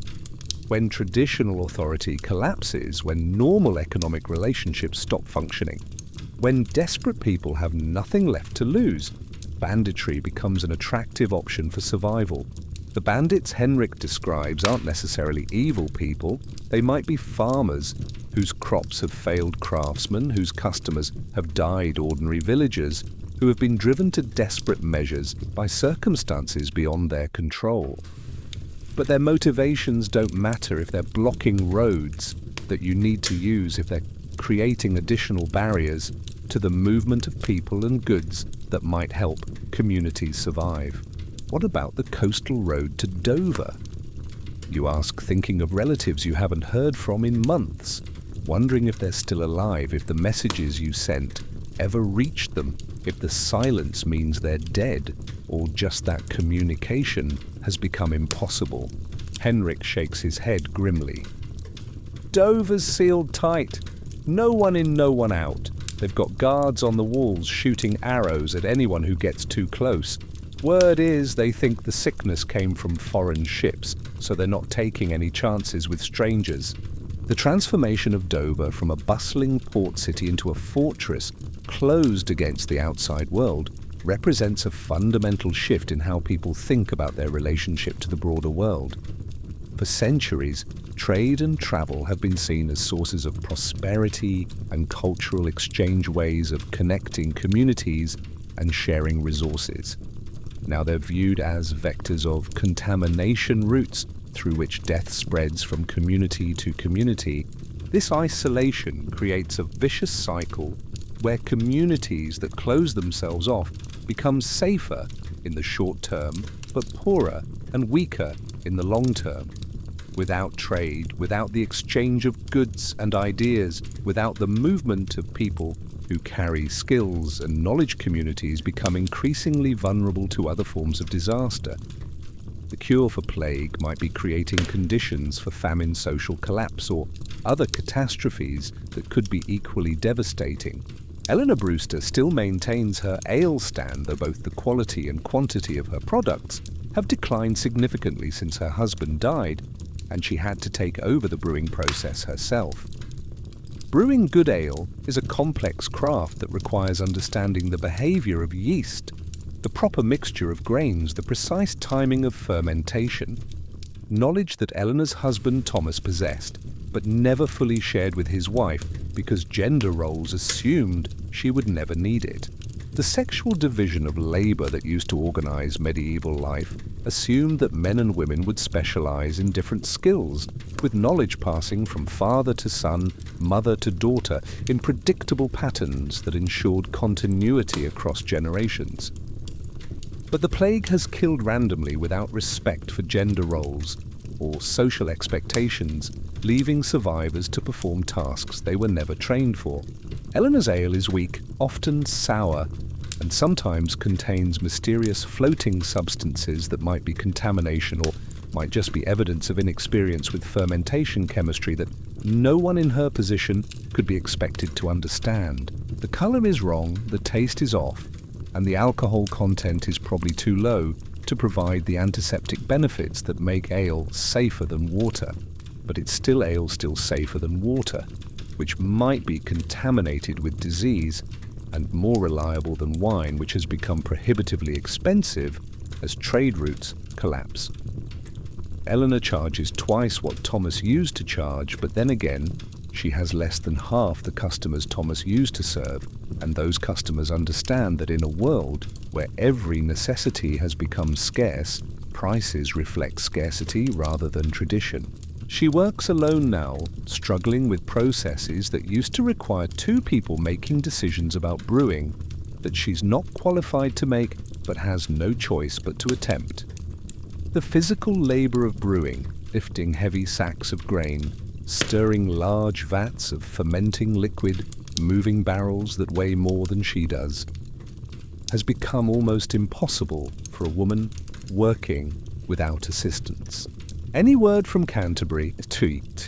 You ask Eleanor as you hand over precious coins for a jug of questionable ale, hoping for news from the wider world that might help you understand whether the situation is improving or getting worse. Nothing good, she replies, not meeting your eyes, focusing on measuring ale with careful precision that suggests she's trying to be fair despite her desperate circumstances. Merchants who used to come through from there, they've stopped coming. Last trader through here said the cathedral itself is empty. Everyone fled or died. Even the Archbishop ran off to Avignon to be with the Pope. This news hits harder than it should, striking at something deeper than practical concerns about trade or travel. Canterbury Cathedral is supposed to be eternal, unchanging, a fixed point in a chaotic world that represents the permanence of divine presence in human affairs. The idea that even the holiest places are being abandoned suggests that this catastrophe exceeds anything that traditional religious structures are equipped to handle. If even the Archbishop has fled, if even the cathedral is empty, what hope do ordinary villagers have? What protection can prayers offer when the people who are supposed to mediate between heaven and earth have themselves given up and run away? The abandonment of Canterbury represents more than just the loss of a religious centre. It represents the collapse of the idea that some things are too sacred to be destroyed by earthly disasters. Brother Francis from the local monastery is selling vegetables from their garden, but he looks hollow-eyed and thin, his usually cheerful demeanour replaced by the exhausted resignation that has become common among the survivors. The monastery used to house 36 brothers dedicated to lives of prayer, scholarship and agricultural work that contributed to both their own sustenance and the welfare of the surrounding community. Now there are maybe 8 brothers left alive, and they're struggling to maintain the complex systems of agriculture and food preservation that used to feed not just themselves but much of the surrounding community. The monastery gardens used to be models of efficient agricultural practice tended by monks who understood crop rotation, soil management, seasonal timing, and all the other knowledge that transforms farming from subsistence activity into productive science. But that knowledge died with the brothers who possessed it, leaving behind survivors who are doing their best, but lack the expertise to maintain previous standards. The turnips Brother Francis is selling are small and slightly rotted, showing signs of poor storage and inexpert harvesting. Some have been damaged by insects that would normally be controlled through techniques the surviving brothers don't understand. Others show signs of disease that could have been prevented with knowledge that has been lost. "Bless you, my son," Brother Francis says automatically as you purchase a small bundle of root vegetables, but his blessing feels perfunctory, distracted like a reflex that continues even when the heart has gone out of it. The traditional religious comfort that used to sustain communities through hardship feels thin and uncertain, now strained by the magnitude of suffering that seems to exceed any reasonable explanation in terms of divine justice or human sin. The monastery used to be a center of learning as well as agriculture, with brothers who copied manuscripts, maintained libraries, and preserved knowledge that might otherwise be lost. But most of the scholarly brothers are dead, and the survivors are too busy with basic survival to continue intellectual work. Manuscripts are gathering dust, libraries are going untended, and knowledge that took centuries to accumulate is disappearing for lack of anyone qualified to preserve it. How are the brothers managing, you ask, genuinely concerned about these men who have devoted their lives to serving others and who now find themselves struggling simply to survive in a world that seems to have little use for the spiritual services they've trained to provide? We pray, Brother Francis says, but his voice lacks the conviction that used to make religious statements feel like sources of strength rather than desperate hopes. We pray and we try to understand God's purpose in this trial. But I confess, my son, that understanding becomes more difficult with each passing day. This admission of doubt from a religious professional is both shocking and oddly comforting. If even dedicated monks are struggling to make sense of what's happening, then your own confusion and uncertainty are not signs of spiritual failure, but reasonable responses to an unreasonable situation. The plague has challenged not just individual faith, but the entire framework of religious explanation that used to make suffering meaningful. Brother Francis continues, his voice dropping to a whisper that suggests he's sharing thoughts he might not express publicly. We used to believe that suffering was either punishment for sin or a test of faith. But how do you explain children dying? How do you explain good people suffering while evil ones sometimes survive? How do you explain this? He gestures toward the emptying village, the abandoned houses, the general atmosphere of decay and loss. The theological crisis represented by the plague extends far beyond individual doubts to challenge the basic assumptions that medieval Christianity uses to explain the relationship between divine justice and human experience. If God is all-powerful and all-good, why would he allow such indiscriminate destruction? If suffering is supposed to serve a purpose, what purpose could possibly justify this level of devastation? On your way home from the market, carrying your meager purchases and your burden of disturbing news about the outside world, you encounter something that stops you cold in the middle of the muddy street. The sound reaches you first. The slow creak of wooden wheels that need oil, the tired snorting of an exhausted horse, the jingle of harness that's been mended too many times, and underneath it all, something else that makes your heart sink with dread, the sound of children crying. But this isn't the normal crying of children who are hungry or tired or frightened by thunder. This is the deeper, more desperate crying of children who have seen things that children should never see, who have lost things that children should never lose, who understand in ways that children should never understand that the world is a dangerous place where safety is an illusion, and love is no protection against catastrophe. A wagon approaches from the direction of London, pulled by a single horse, so thin its ribs are clearly visible through its dull, patchy coat. The animal moves with the mechanical persistence of a creature that has been pushed far beyond its limits, but continues working because stopping means death for everyone who depends on it. Its breathing is labored, its steps uneven, and you can see foam around its mouth that suggests it's been driven too hard for too long. The driver is a man so gaunt he looks like a walking skeleton, his clothes hanging loose on his frame like garments draped over a scarecrow. His skin has the greyish pallor of someone who hasn't eaten properly in weeks, and his eyes are set deep in their sockets with the hollow look of someone who has seen too much death and slept too little. He grips the reins with hands that shake slightly, whether from exhaustion, illness, or simply the accumulated stress of impossible responsibility, you can't tell. But it's not the driver that captures your attention and holds it with horrified fascination. It's his passengers.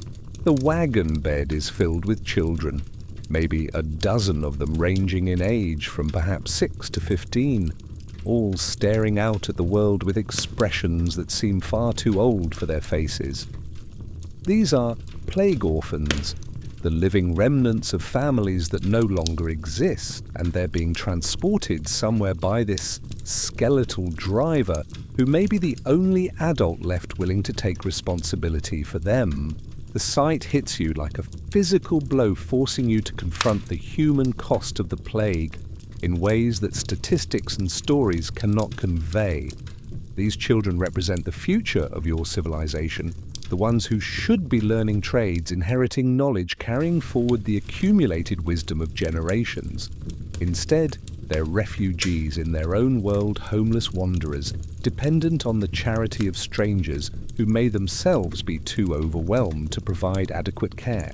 Their clothes are a mixture of 2 large garments inherited from dead relatives and 2 small items that they've outgrown but have no replacements for. Some wear coats that drag on the ground, others shiver in tunics that bare their wrists and ankles to the cold.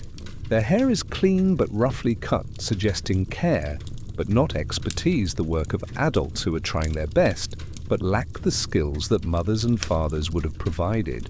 Most heartbreaking of all, several of the children are clutching small objects, a wooden toy, a scrap of fabric, a broken piece of pottery that obviously represent their only remaining connections to the families they've lost.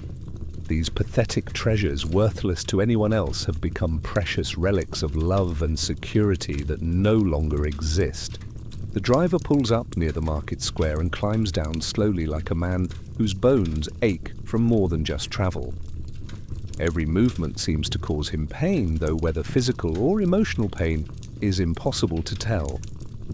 His breathing is labored, and he pauses several times during the simple act of descending from the wagon, suggesting that his apparent frailty isn't just the result of poor nutrition, but possibly illness as well. He approaches Brother Francis, and their conversation is conducted in the low, careful tones of people discussing terrible necessities that no one wants to acknowledge but everyone must face. You move closer despite your survival instincts, warning you to maintain distance from strangers because something about the sight of these children calls to whatever remains of your pre-plague humanity. Monastery in Durham might take them.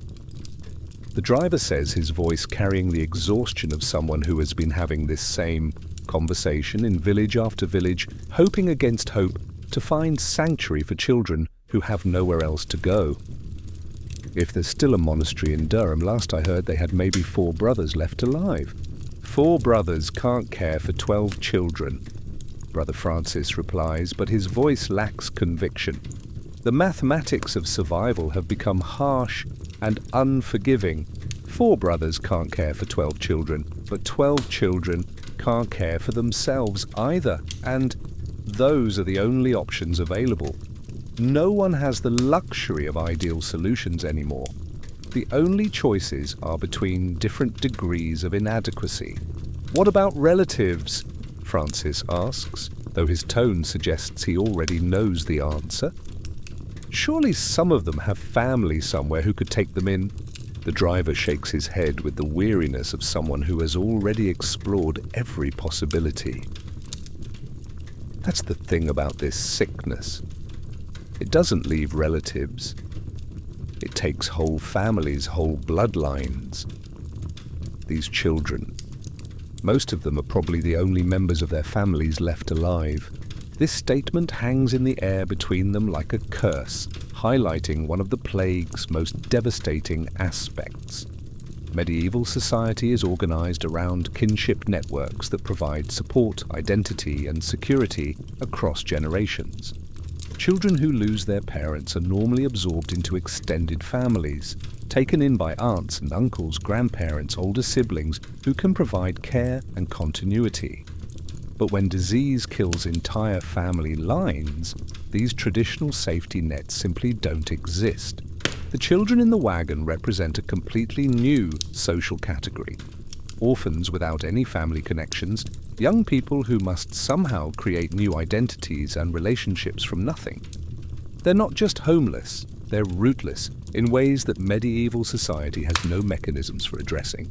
You find yourself drawn closer to the wagon despite every survival rule telling you to maintain distance from strangers who might be carrying disease. But something about the sight of these children overwhelms your carefully maintained defenses, calls to whatever remains of your capacity for compassion in a world that seems designed to destroy it. One of the children, a girl, maybe 10 years old, meets your gaze with an expression that's far too mature for her years. She has learned things that children shouldn't learn, survived things that children shouldn't survive, and now she's traveling to an uncertain future with strangers because there's simply nowhere else to go. Her eyes hold a kind of knowledge that makes her seem ancient despite her obvious youth. Her dress is too large for her, obviously inherited from someone older who no longer needs it, probably her mother or an older sister who died of the plague. The fabric is good quality but faded, suggesting it once belonged to a family of some means. She's tied a rope around her waist to keep the dress from falling off and rolled up the sleeves to free her hands, practical adaptations that show she's learned to take care of herself. Her hair is auburn clean, but roughly cut with kitchen shears rather than professional tools, and her hands show the calluses of someone who has been working beyond her strength out of necessity rather than choice. She clutches a small wooden horse that's been carved with obvious skill and love. Probably a toy made by her father during the long winter evenings when families used to gather around their fires and find comfort in each other's company. "My parents died first," she says quietly, as if reading your thoughts and choosing to answer questions you haven't asked. Her voice is remarkably steady for someone so young, matter-of-fact in a way that suggests she's told this story before, probably many times to adults who needed to understand her situation before deciding whether they could help. Then my grandparents, then my uncle and his family. I watched them all go to the churchyard. She speaks these words without crying, without dramatic emphasis, reporting these horrors like someone discussing the weather. This is what the plague does to survivors. It forces them to normalize the abnormal, to treat catastrophe as routine, because the alternative is madness. The matter-of-fact tone of her narrative is somehow more heartbreaking than tears would be. Tears would suggest that grief is still acute, that the losses are still fresh and painful. But this calm recitation suggests something worse, that grief has become so constant, so overwhelming, that it's been absorbed into the background of daily existence, like chronic pain that never goes away but can be ignored through sheer necessity. What's your name, you ask, maintaining your prescribed distance, but offering what comfort you can through conversation. Alice Carpenter. We lived in Southwark before. She doesn't finish the sentence. Before doesn't need explanation anymore. Everyone's life is divided into before and after now, and the after is always worse than the before, always smaller, always marked by absence and loss. I helped bury them. Alice continues, her young voice carrying burdens that would challenge adults. My parents and my grandparents and my uncle's family. The grave diggers were all sick or dead, so the people who were left had to do it ourselves. Even the children had to help. The image of this 10-year-old girl helping to bury her own family members is almost too painful to contemplate, but it represents the new reality for plague survivors. Traditional roles, traditional protections, traditional assumptions about what children should and shouldn't be exposed to, all of that has been swept away by necessity. In normal times, children are carefully shielded from death, excluded from funeral preparations, protected from the harsh realities of mortality until they're old enough to handle them psychologically. But the plague has made such protection impossible. when adults are dying faster than they can be replaced, when traditional authorities have fled or collapsed, children must take on adult responsibilities whether they're ready or not. Are you scared? You ask, though you immediately regret the question. Of course she's scared. How could she not be scared? But the question seems important somehow, a way of acknowledging her humanity in a situation that threatens to reduce her to just another problem that needs solving. But Alice considers the question seriously before answering, as if it's something she's thought about before. Not anymore, she says finally. I was scared when my parents first got sick. I was scared when we ran out of food. I was scared when the house got too quiet. But now I'm just tired. Scared takes too much energy when you need that energy for staying alive. This wisdom from a 10-year-old child is perhaps the most heartbreaking thing you've heard since the plague began. Children are supposed to have the luxury of fear, the privilege of being protected from life and death decisions, the freedom to worry about things like whether they'll get dessert or whether their friends like them. They're not supposed to make calculated decisions about emotional energy allocation based on survival priorities. Alice's response reveals how completely the plague has inverted normal relationships between adults and children. Instead of adults protecting children from harsh realities, children are being forced to protect themselves by adopting adult survival strategies. Instead of innocence being preserved, it's being sacrificed to necessity. Instead of childhood being a time of growth and learning, it's become a time of endurance and adaptation. What do you remember about your family? You ask, wanting to give her a chance to talk about the life she's lost, to make it real through words, even though the physical reality is gone forever. Alice's face brightens slightly, the first time you've seen her look anything approaching happy. My father made shoes, she says with obvious pride. He was good at it. People came from other villages to buy his shoes because they lasted longer than anyone else's. He would let me help sometimes, holding leather while he cut it, fetching tools when he needed them. The past tense of her description emphasizes the finality of what's been lost. Not just people, but skills, knowledge, small family traditions that will never be passed down to another generation. When Alice's father died, his understanding of leatherworking died with him. The particular techniques he used, the sources he knew for good materials, the relationships he'd built with customers who trusted his work. My mother had a garden, Alice continues, and now there's genuine warmth in her voice. She grew the best vegetables in Suffolk, turnips as big as your head, carrots so sweet you could eat them like apples. She knew exactly when to plant everything, how to make the soil healthy, which plants grew well together.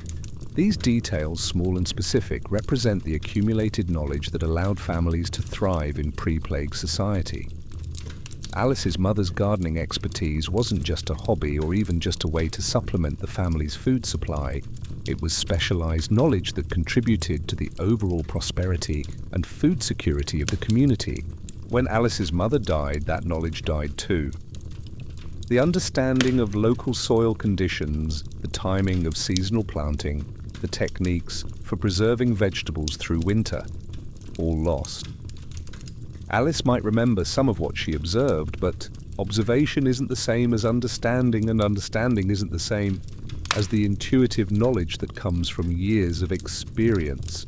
I know how to make bread, Alice adds, and this seems to be something she's proud of, evidence that she's not completely helpless despite her youth.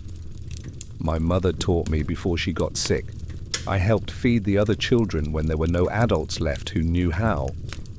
This 10-year-old girl, in addition to burying her family and surviving alone in a plague-devastated city, has been taking care of other children who were even more helpless than herself. The responsibilities that have been forced on her are extraordinary, but she seems to accept them as naturally as children. in normal times accept the responsibility of feeding pets or helping with simple chores. Her ability to make bread represents more than just a useful skill. It represents the transmission of knowledge across generations, even under the worst possible circumstances. Alice's mother, facing her own death, chose to spend some of her final energy teaching her daughter a skill that might help her survive. That act of love and foresight has now become Alice's contribution to the survival of other orphaned children. The conversation is interrupted by the return of the driver from his negotiations with Brother Francis. His expression suggests the outcome you've all been expecting but hoping against.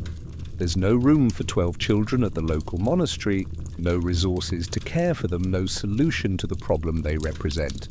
Durham's still 2 days' journey. The driver explains to the children, his voice gentle, despite his obvious exhaustion. Maybe 3 if the roads are bad. We'll stop tonight at the next village, see if we can find shelter. Tomorrow, we keep going.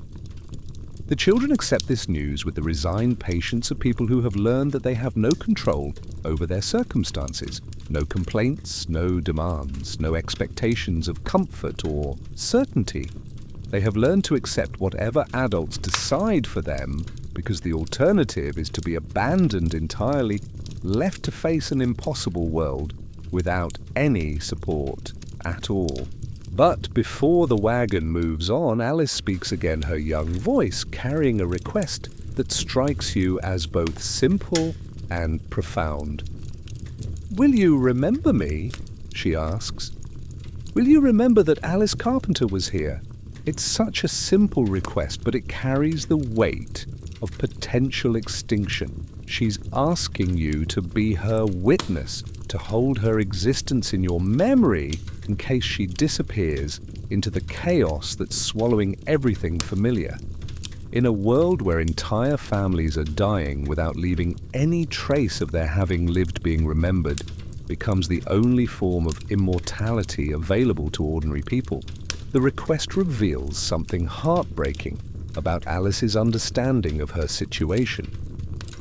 She knows that her chances of survival are poor, that Durham might not take her, that even if it does, the monastery might not survive long enough to provide lasting sanctuary. She's asking for the one thing that doesn't depend on institutional survival or adult protection, the simple human commitment to memory. "I'll remember, you promise, and you mean it with every fibre of your being."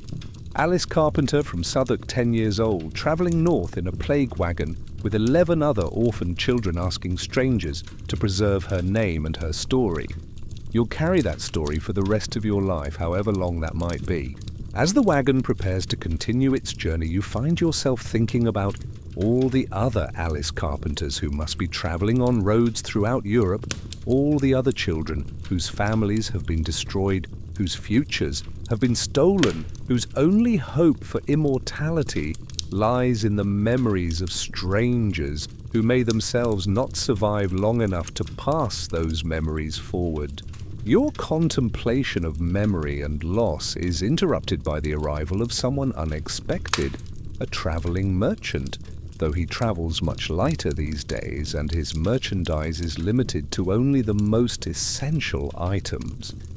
Master Willem has been walking the roads between villages for 20 years, and in normal times he would represent the connective tissue that binds communities together, carrying not just goods, but news, gossip letters, and the 1,000 small communications that make isolated villages feel part of a larger world.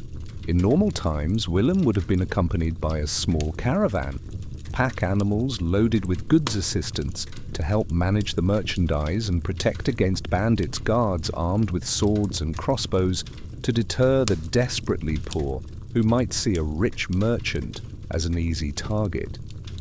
His wagon would have been filled with luxuries and necessities from distant places, spices from the east, cloth from Flanders, metalwork from Germany, wine from France.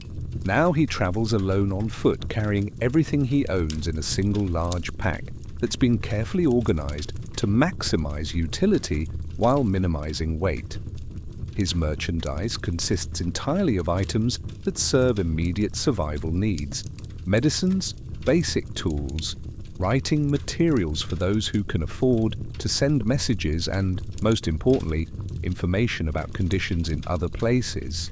The transformation of Willem's business model reflects the broader changes that the plague has forced on medieval society. Luxury goods are meaningless when people are struggling to survive. Long-distance trade networks have collapsed when merchants and customers die faster than they can be replaced.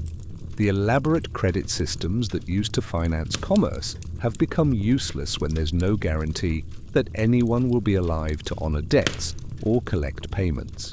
Frankfurt is completely empty. He tells a small gathering that forms around him, everyone maintaining the careful distance that has become second nature.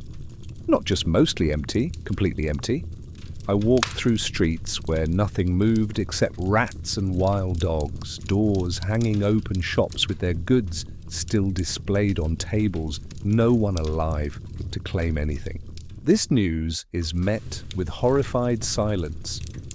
Frankfurt is a major trading city, a place with thousands of inhabitants and strong defensive walls, a center of commerce that connects northern and southern Europe through networks of trade and communication that have been developing for centuries. It represents everything that medieval civilization considers permanent and secure. If Frankfurt has fallen completely to the plague, if a city that powerful and well-defended can simply cease to exist, what hope do smaller communities have? What protection can walls and weapons and wealth provide against an enemy that can't be fought with conventional means? The death of Frankfurt represents more than just the loss of a city. It represents the failure of urban civilization itself to survive this particular catastrophe. How long since anyone lived there? Someone asks, and you can hear the fear beneath the question. If Frankfurt died quickly, it might suggest that the plague burns itself out rapidly. If it died slowly, it might mean that communities can linger in decay for months or years before finally succumbing. Hard to tell, Willem admits. Some of the bodies in the streets were just bones. It could have been there for months. But some of the food in the shops was still recognizable, not completely rotted. Maybe the last people died 6 weeks ago, maybe 2 months. Time moves differently when nobody's alive to measure it. The ambiguity of Frankfurt's timeline is somehow more disturbing than precise knowledge would be. It suggests a city that died by degrees, with the last survivors clinging to life for weeks or months after the community had effectively ceased to function. The image of final holdouts slowly starving or dying of disease in an empty city is almost too horrible to contemplate. The cathedral there. Willem continues, his voice taking on the hollow tone that people use when describing things too awful to fully comprehend. I went inside thinking maybe some clergy had survived, maybe someone was maintaining services, but it was empty, completely empty. Altar vessels still in place, vestments hanging in the sacristy, everything exactly as it would be for a normal service, but no people, not even bodies. The idea of an empty cathedral strikes everyone as particularly horrible, somehow worse than empty houses or abandoned shops. Cathedrals are supposed to be eternal, protected by divine presence, sanctuaries that remain functional even when everything else collapses. They represent the connection between heaven and earth, the promise that some things transcend human mortality.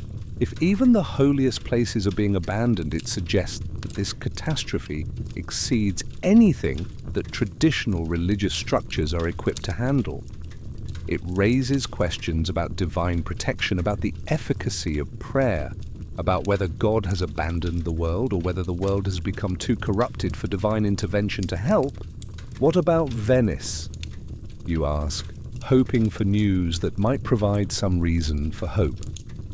Venice represents the pinnacle of medieval commercial civilization, a city that has grown wealthy through trade networks that span the known world, a place that might have the resources and knowledge to fight the plague more effectively than smaller communities. Willem's expression becomes slightly more hopeful, the first positive emotion you've seen from him since he arrived. Venice is trying something new, he says. They're not letting any ships dock until they've waited offshore for 40 days. Quarantina, they call it. If the crew is still alive after 40 days, then they can come ashore and trade. 40 days. The number has biblical significance, the length of the flood in Noah's time, the duration of Jesus' temptation in the wilderness, the period between Easter and Ascension. But in this context, it represents something entirely practical, an attempt to use time as a weapon against disease, to create a barrier of waiting that might stop contamination from spreading. Is it working? Someone asks, and you can hear the desperate hope in their voice. The idea that somewhere, somehow, human intelligence might be finding ways to fight back against the plague offers a spark of possibility in an otherwise hopeless situation. Too early to tell for certain, Willem admits. But they've had fewer new cases since they started the policy, and the merchants who are willing to wait offshore, they're bringing goods from places where the sickness hasn't spread as badly. Spices from Egypt, silk from Constantinople, silver from Bohemia. Trade is still possible if you're careful about it. This news provides a small but significant reason for hope. The idea that trade might continue, that normal economic activity might be possible with proper precautions, suggests that the plague isn't completely unstoppable, that human ingenuity and adaptation might find ways to work around even this catastrophe. The Venetian solution also represents something revolutionary in medieval thinking about disease. Instead of relying entirely on prayer, herbal remedies, or supernatural explanations, they're using empirical observation and practical experimentation to develop policies that might actually work. It's a glimpse of the kind of rational, evidence-based approach to public health that won't become common for several centuries. What about Paris? Brother Francis asks, and you can hear the dread in his voice. Paris represents the pinnacle of medieval civilization, the greatest university in Christendom, magnificent cathedrals, royal palaces, centers of learning and culture that have been developing for centuries. If Paris can survive, it might prove that civilization itself can endure this catastrophe. Willem's expression darkens considerably, and you know the news is going to be terrible even before he speaks. Paris is gone. Oh, there are still people there, but it's not the same city. They say the Seine is full of bodies, that there aren't enough priests left alive to perform proper burials. The university is closed completely. Not just suspended classes, but actually closed. The professors are dead or fled. The royal court has abandoned the city entirely. The image of the Seine choked with corpses is almost too horrific to process. The Seine is supposed to be the lifeblood of Paris, the river that brings trade and prosperity and connection to the wider world. To imagine it as a waterway of death transforms the entire city into something monstrous, a necropolis rather than a center of civilization. The cathedral. You ask though you're not sure you want to hear the answer. Notre Dame is still standing, Willem says. But they say there are maybe 3 priests left, and they only hold services at dawn when they think fewer people will come. The great bells haven't rung in 2 months. No one left who knows how to ring them properly. Notre Dame without bells, without crowds of worshippers, without the constant activity that makes a cathedral the beating heart of a Christian city. It's like imagining the sun rising without light or rivers flowing without water. Technically possible, but fundamentally wrong in ways that challenge basic assumptions about how the world works. The silence of Notre Dame's bells represents more than just the absence of sound. Those bells used to mark the hours of the day, call people to prayer, announce births and deaths and marriages and all the important events that gave structure and meaning to urban life. Without the bells, Paris has lost not just its voice, but its sense of time, its rhythm, its connection to the sacred calendar that used to organize medieval existence. But here's the strange thing. Willem adds his voice, dropping to a whisper that somehow carries despite the distance everyone maintains. The places that survive, the communities that make it through, they're different afterward.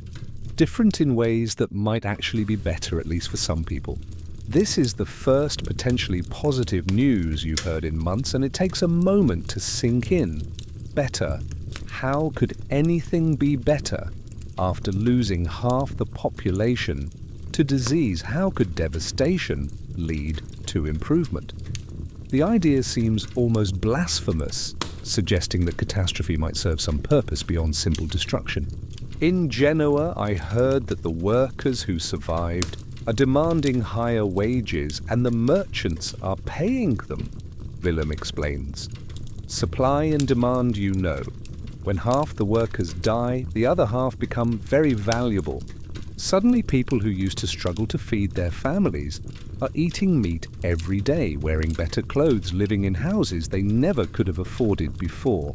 This idea seems almost revolutionary, challenging fundamental assumptions about how medieval society works.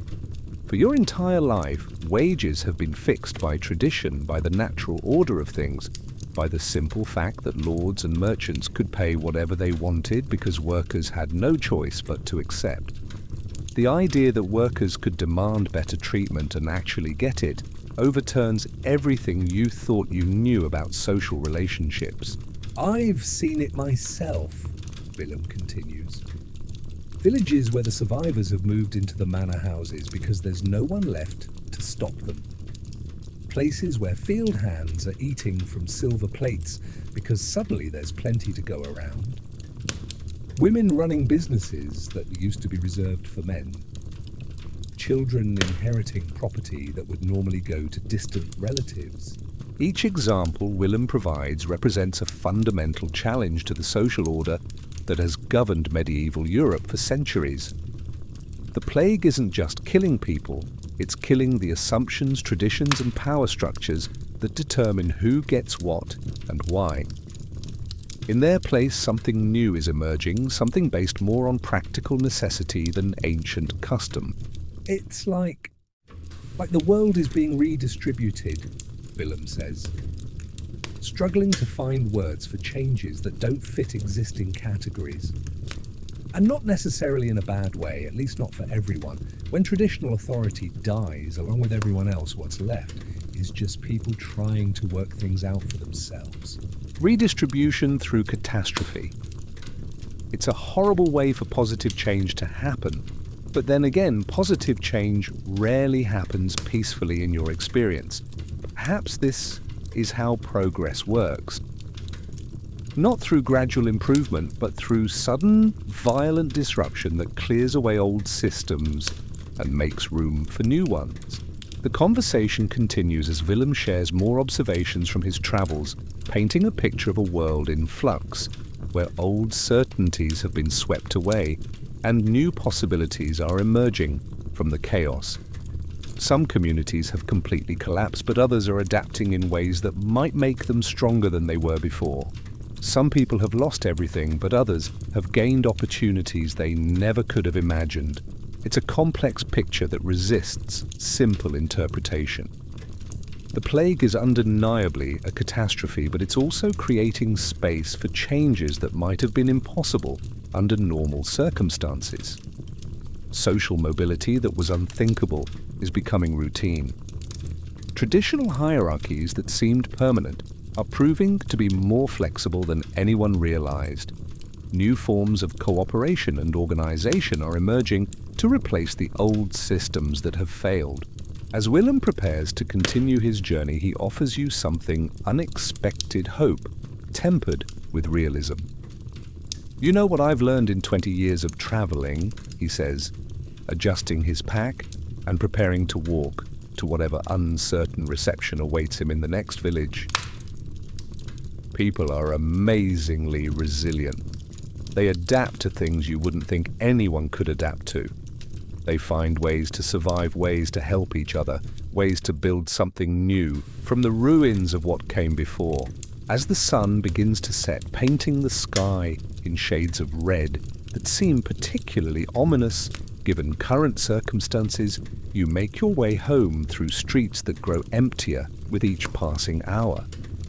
The few people still moving about do so with the focused purpose of those who understand that nightfall brings additional dangers, not just the risk of disease, but the practical hazards of navigating a world where many of the normal support systems have collapsed and new forms of danger have emerged to fill the void.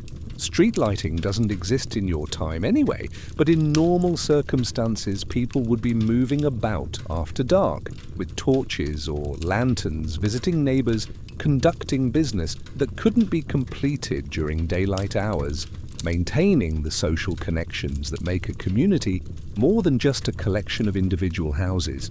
Young people would be courting, adults would be socializing, children would be playing games that could continue into the evening.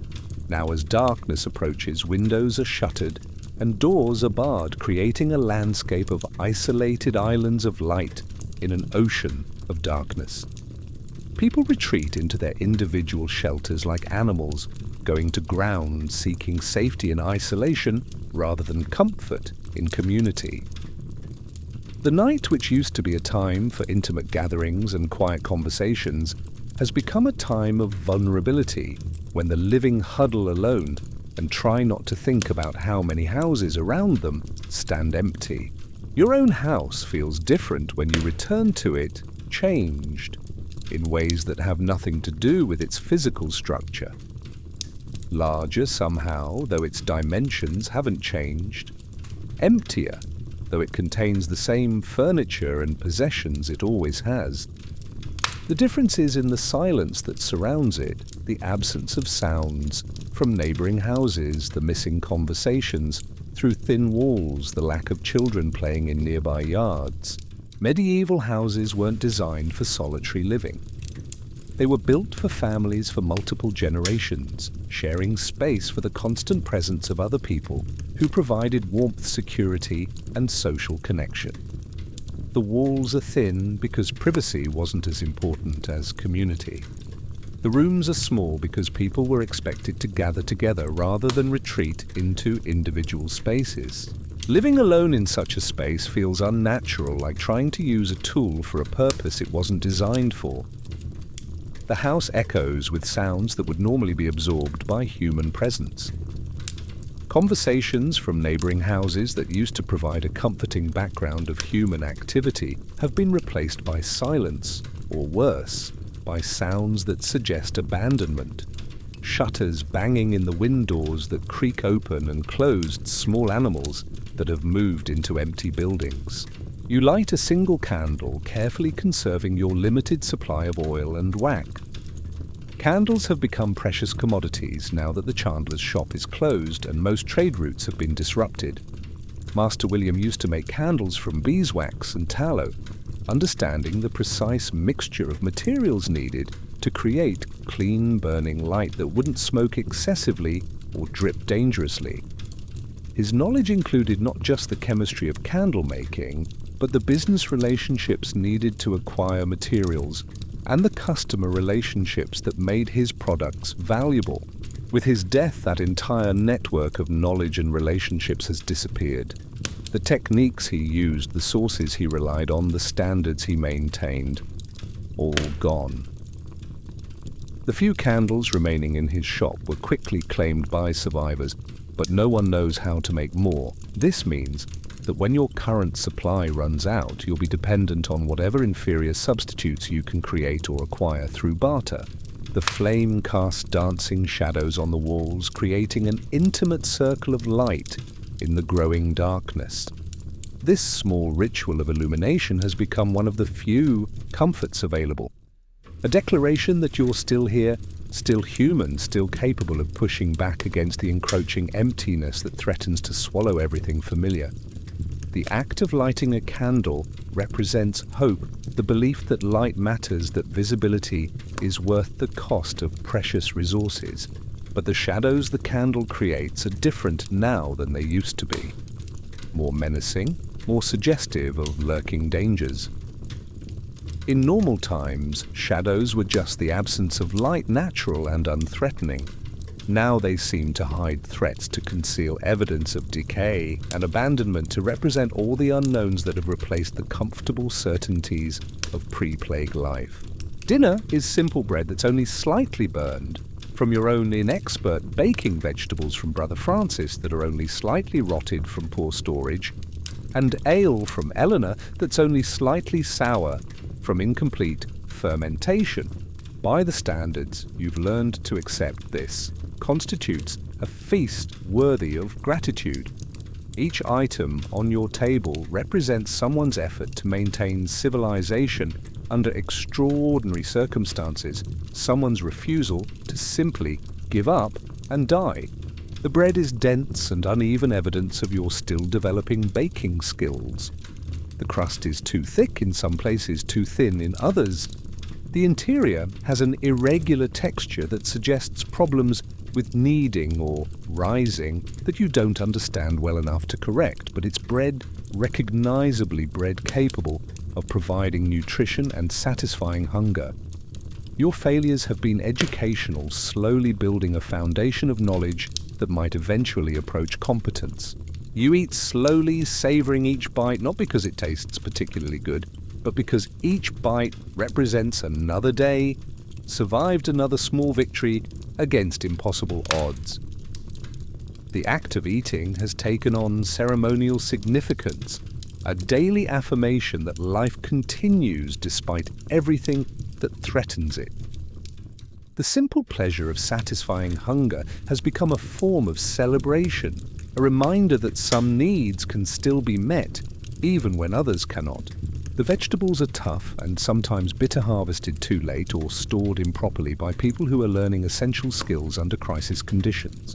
Some show signs of insect damage that could have been prevented with knowledge the surviving monks don't possess. Others have begun to rot in ways that suggest storage problems no one knows how to solve. But they're vegetables, sources of nutrition that connect your body to the earth, evidence that agriculture continues even when the people who understood it best are gone. The ale is weak and cloudy, brewed by someone who understands the basic process, but lacks the expertise to create truly good drink. The flavor is off the color, wrong the alcohol content, probably too low to provide the antiseptic benefits that make ale safer than water. But it's safer than water, which might be contaminated with disease, and more reliable than wine, which has become prohibitively expensive as trade routes collapse. But these imperfections don't diminish your appreciation. If anything, they enhance it, making you more conscious of the human effort required to produce even basic necessities.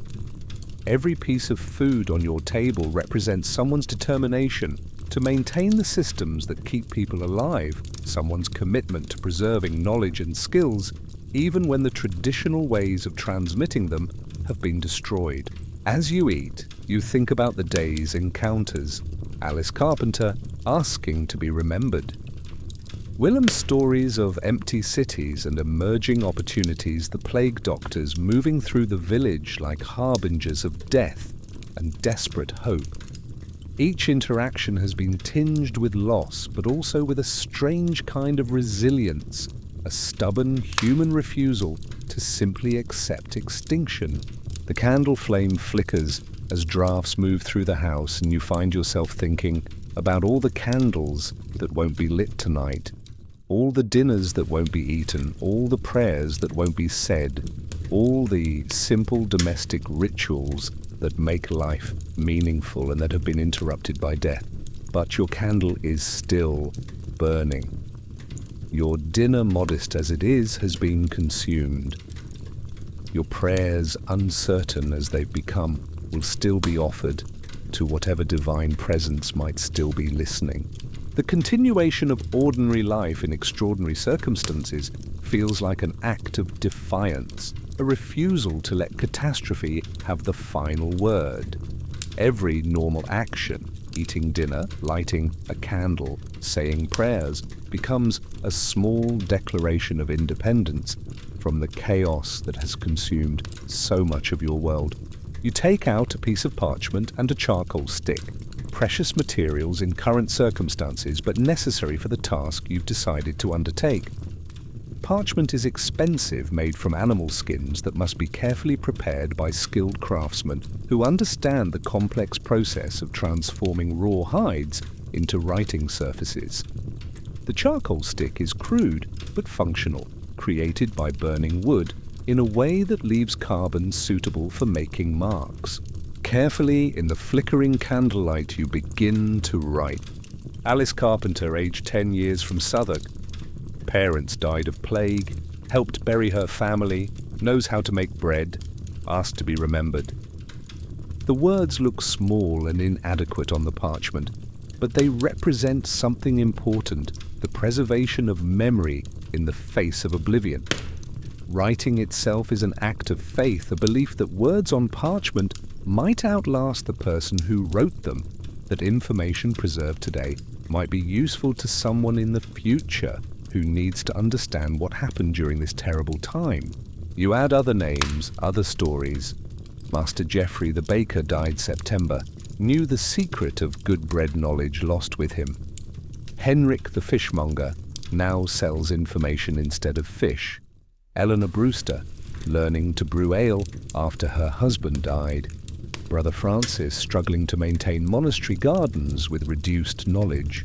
Each entry represents a life, a loss, a small act of courage or adaptation. Individually, they might seem insignificant. Collectively, they begin to form a picture of how ordinary people respond to extraordinary circumstances, how communities adapt when traditional structures fail, how human resilience expresses itself in countless small ways.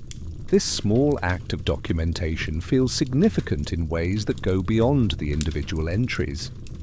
You're creating a record of what was lost and what survived, a testament to the humanity that persists, even in the darkest times.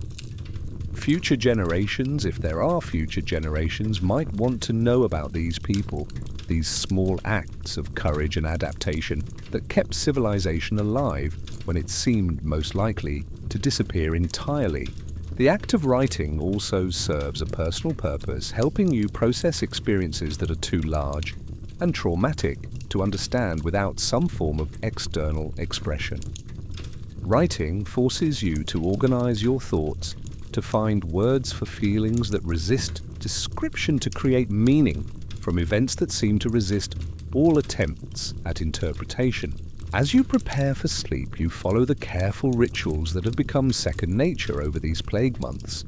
Check the doorbar twice, not because you fear human intruders in the traditional sense, but because an unsecured door might let in contaminated air or provide access for desperate people who might bring disease with them. Ensure the window is properly shuttered against the night vapors that medieval medicine believes carry sickness through the darkness. Say a prayer for the dead, though the list grows longer each day and sometimes threatens to overwhelm your capacity for individual remembrance. Say a prayer for the living, the scattered survivors who are fighting their own battles against disease and despair. Say a prayer for yourself that seems to grow more uncertain each evening, less confident in divine protection, but more determined to continue the struggle regardless. Your bed, simple as it is, represents sanctuary in ways that beds never did before the plague. Between these worn blankets under this leaking roof, you've somehow managed to survive 3 months of the worst catastrophe in human memory. Not through any special virtue or divine favor, but through a combination of caution, adaptation, sheer stubborn luck, and the kind of daily courage that doesn't feel heroic, but somehow accumulates into something larger than the sum of its parts. The straw mattress crunches softly as you settle into sleep position, a sound that has become comforting in its familiarity. Outside, the village sleeps, or at least tries to sleep, under a sky full of stars that shine down on both the living and the dead with equal serenity.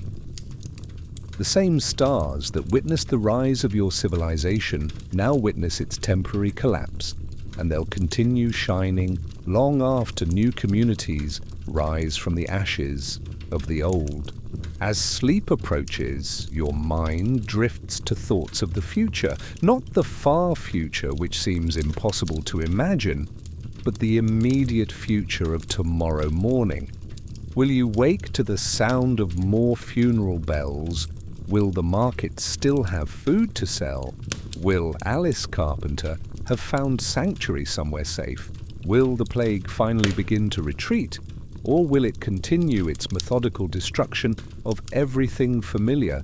But underneath these immediate concerns, there's something else growing.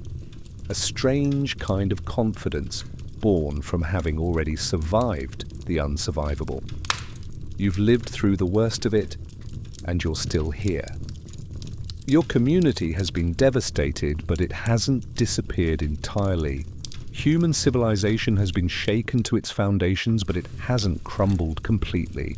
The plague has taught you that catastrophe is possible, that the stable world you took for granted was more fragile than anyone imagined. But it's also taught you that humans are more resilient than anyone imagined, more adaptable, more determined to survive and rebuild than circumstances should reasonably allow. Willem's words echo in your mind. People are amazingly resilient. They adapt to things you wouldn't think anyone could adapt to. You've seen this resilience in action in Brother Francis continuing to tend his garden, despite losing most of his community, in Eleanor learning to brew ale despite having no proper training, in Father Bernard adapting religious ceremonies to accommodate social distancing, in Alice Carpenter asking to be remembered despite being only 10 years old and facing an uncertain future. The Black Death will eventually end. You can't know this yet, but it will. The bacteria that causes plague will remain in rat populations and occasionally emerge to cause smaller outbreaks, but never again will it devastate Europe on the scale you're experiencing. Communities will rebuild, families will begin again, the normal rhythms of life will gradually reassert themselves. The world that emerges will be different, shaped by the trauma you're living through, but also by the resilience you're demonstrating. Social structures that seemed permanent will prove to have been more flexible than anyone realized. Workers who survived will find themselves with unprecedented bargaining power. Women will step into roles previously reserved for men. Young people will inherit responsibilities that would normally have fallen to their elders. Your story, the story of someone who woke up during the Black Death and found ways to keep living despite everything, will become part of humanity's larger story of survival against impossible odds. Not because you're special, but because you're ordinary. And the survival of ordinary people through extraordinary circumstances is what allows civilization to continue. Rest now knowing that you've done everything possible to survive another day. Rest knowing that your courage to continue living when living seems pointless is itself a form of heroism that doesn't require recognition to be meaningful. Rest knowing that somewhere in the future, in a world you can't yet imagine, people will look back on this time and marvel at the strength of those who endured it. The funeral bells have stopped ringing for the night. The village sleeps, or at least tries to sleep, under a sky full of stars that shine down on both the living and the dead with equal serenity.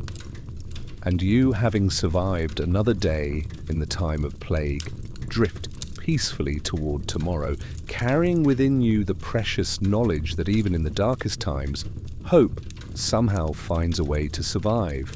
Tomorrow will bring new challenges, new losses, new tests of your ability to endure the unendurable, But tonight, in this moment, you're warm and safe and fed and alive. Tonight, your candle burns steadily against the darkness. Tonight, you've made it through another day in the worst of times, and that simple fact feels like a miracle. The parchment with your carefully written names sits on the table beside your bed, a small but significant act of resistance against oblivion. Alice Carpenter and all the others will be remembered, their stories preserved against the possibility that no one else will survive to tell them. Memory, you've learned, is its own form of immortality, and perhaps the most important gift you can offer to those who have been lost. Sleep well, brave survivor of impossible time. Tomorrow's challenges will wait for tomorrow. Tonight you are safe, you are human, and you are enough. The darkness outside your window is not the darkness of ending, but the darkness of rest, of restoration, of preparation for whatever comes next. And something will come next. Something always does. Humans have survived ice ages and floods, wars and famines, plagues and natural disasters that would seem to make survival impossible. They've survived by adapting, by helping each other, by refusing to accept that their story is over, no matter how hopeless things appear. Your story isn't over either. Neither is Alice Carpenter's, neither is your community's, neither is humanity's.